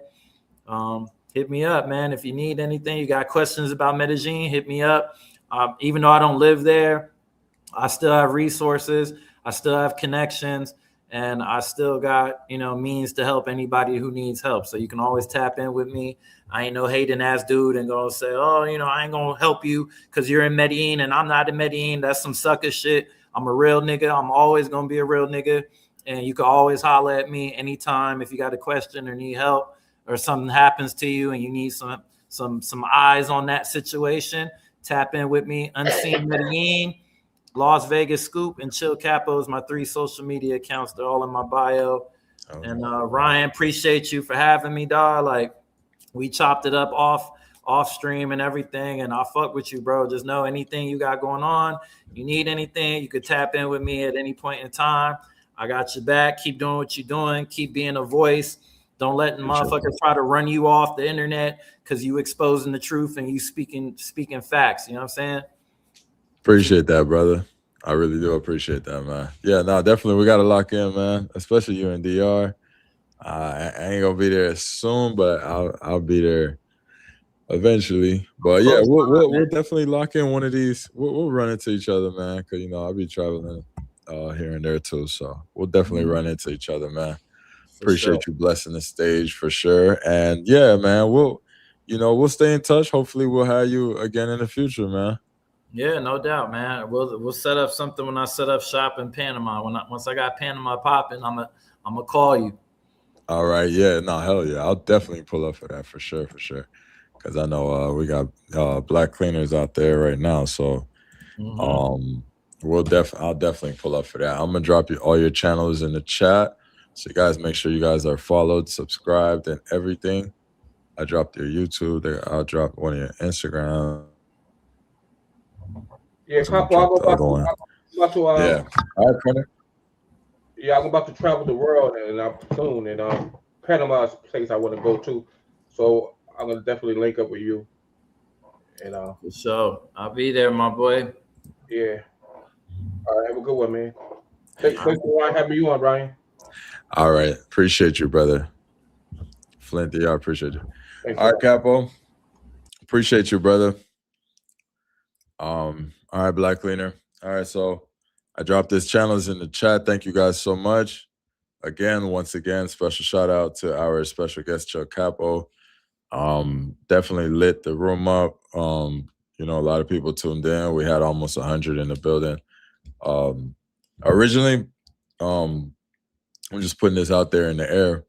We had it scheduled for earlier. So with I know good brother Ronan is live. So I didn't plan for it to be like this, but we had to guess. We had to push it back a little bit. So, trust me, I didn't want to go live. And at the same time, Ronan was going live. Salute. I know Ronan's back. But anyways, great live stream. Shout out to Chill Capo again. Appreciate you blessing it. I hope you guys subscribe to the channel if you're new. I hope you guys enjoyed that. All right, and we'll be doing plenty more. Tomorrow we have Chef Casey. We have Benja pulling up tomorrow. All right, so make sure y'all in the building tomorrow. We have Benja pulling up tomorrow for a live, and that I believe is 7 o'clock, 7 p.m. tomorrow. All right, so 7 o'clock. All right, so we got some time. We're going to check out Ronan's live. And y'all, if you got any questions, comments, concerns on Vacation Time with Ryan on all platforms, all right? Anywhere, TikTok, Instagram, Facebook, and of course here on YouTube. You got any questions, hit me up. If you want to talk to me privately, you just DM me on any of those platforms, all right? So we're going to head out. Appreciate all of y'all in the building. Make sure y'all hit the like button before y'all go too, man. Hit that like button before we get up out of here.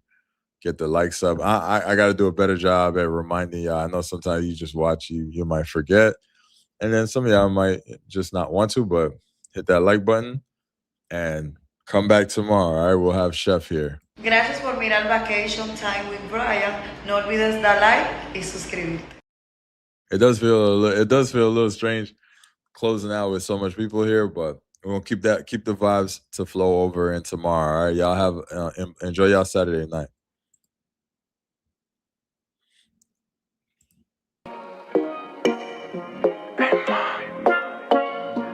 Yo sé que yo te gusto y tú también me gustas. I don't care. Hey mami, me gusta ver tu cuerpo. Hey mami, yo sé que yo te gusto. Hey mami, me gusta cómo lo haces. Hey mami, yo creo que me aficiaste. Baby, baby, baby, ¿dónde tú estás? Baby, baby, baby, ah, ah, ah. Baby, baby, baby, ¿dónde tú estás? Baby, baby, baby, ah, ah, ah. Fue un honor conocer tu boca hasta el anochecer. Tú me tiras si quieres que le volvamos a meter. Fuego, fuego, caliente le metemos. Si quieres esta noche nos vemos.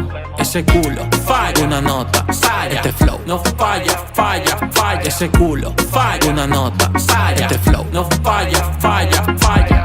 Me gusta ver tu cuerpo pa' comerte. Hoy es mi día de suerte. Solo Dios sabe lo que quiero hacerte. Manda la ubicación pa' yo caerte. Hey mami, me gusta ver tu cuerpo. Hey mami, yo sé que yo te gusto. Hey mami, me gusta cómo lo haces. Hey mami, yo creo que me aficiaste.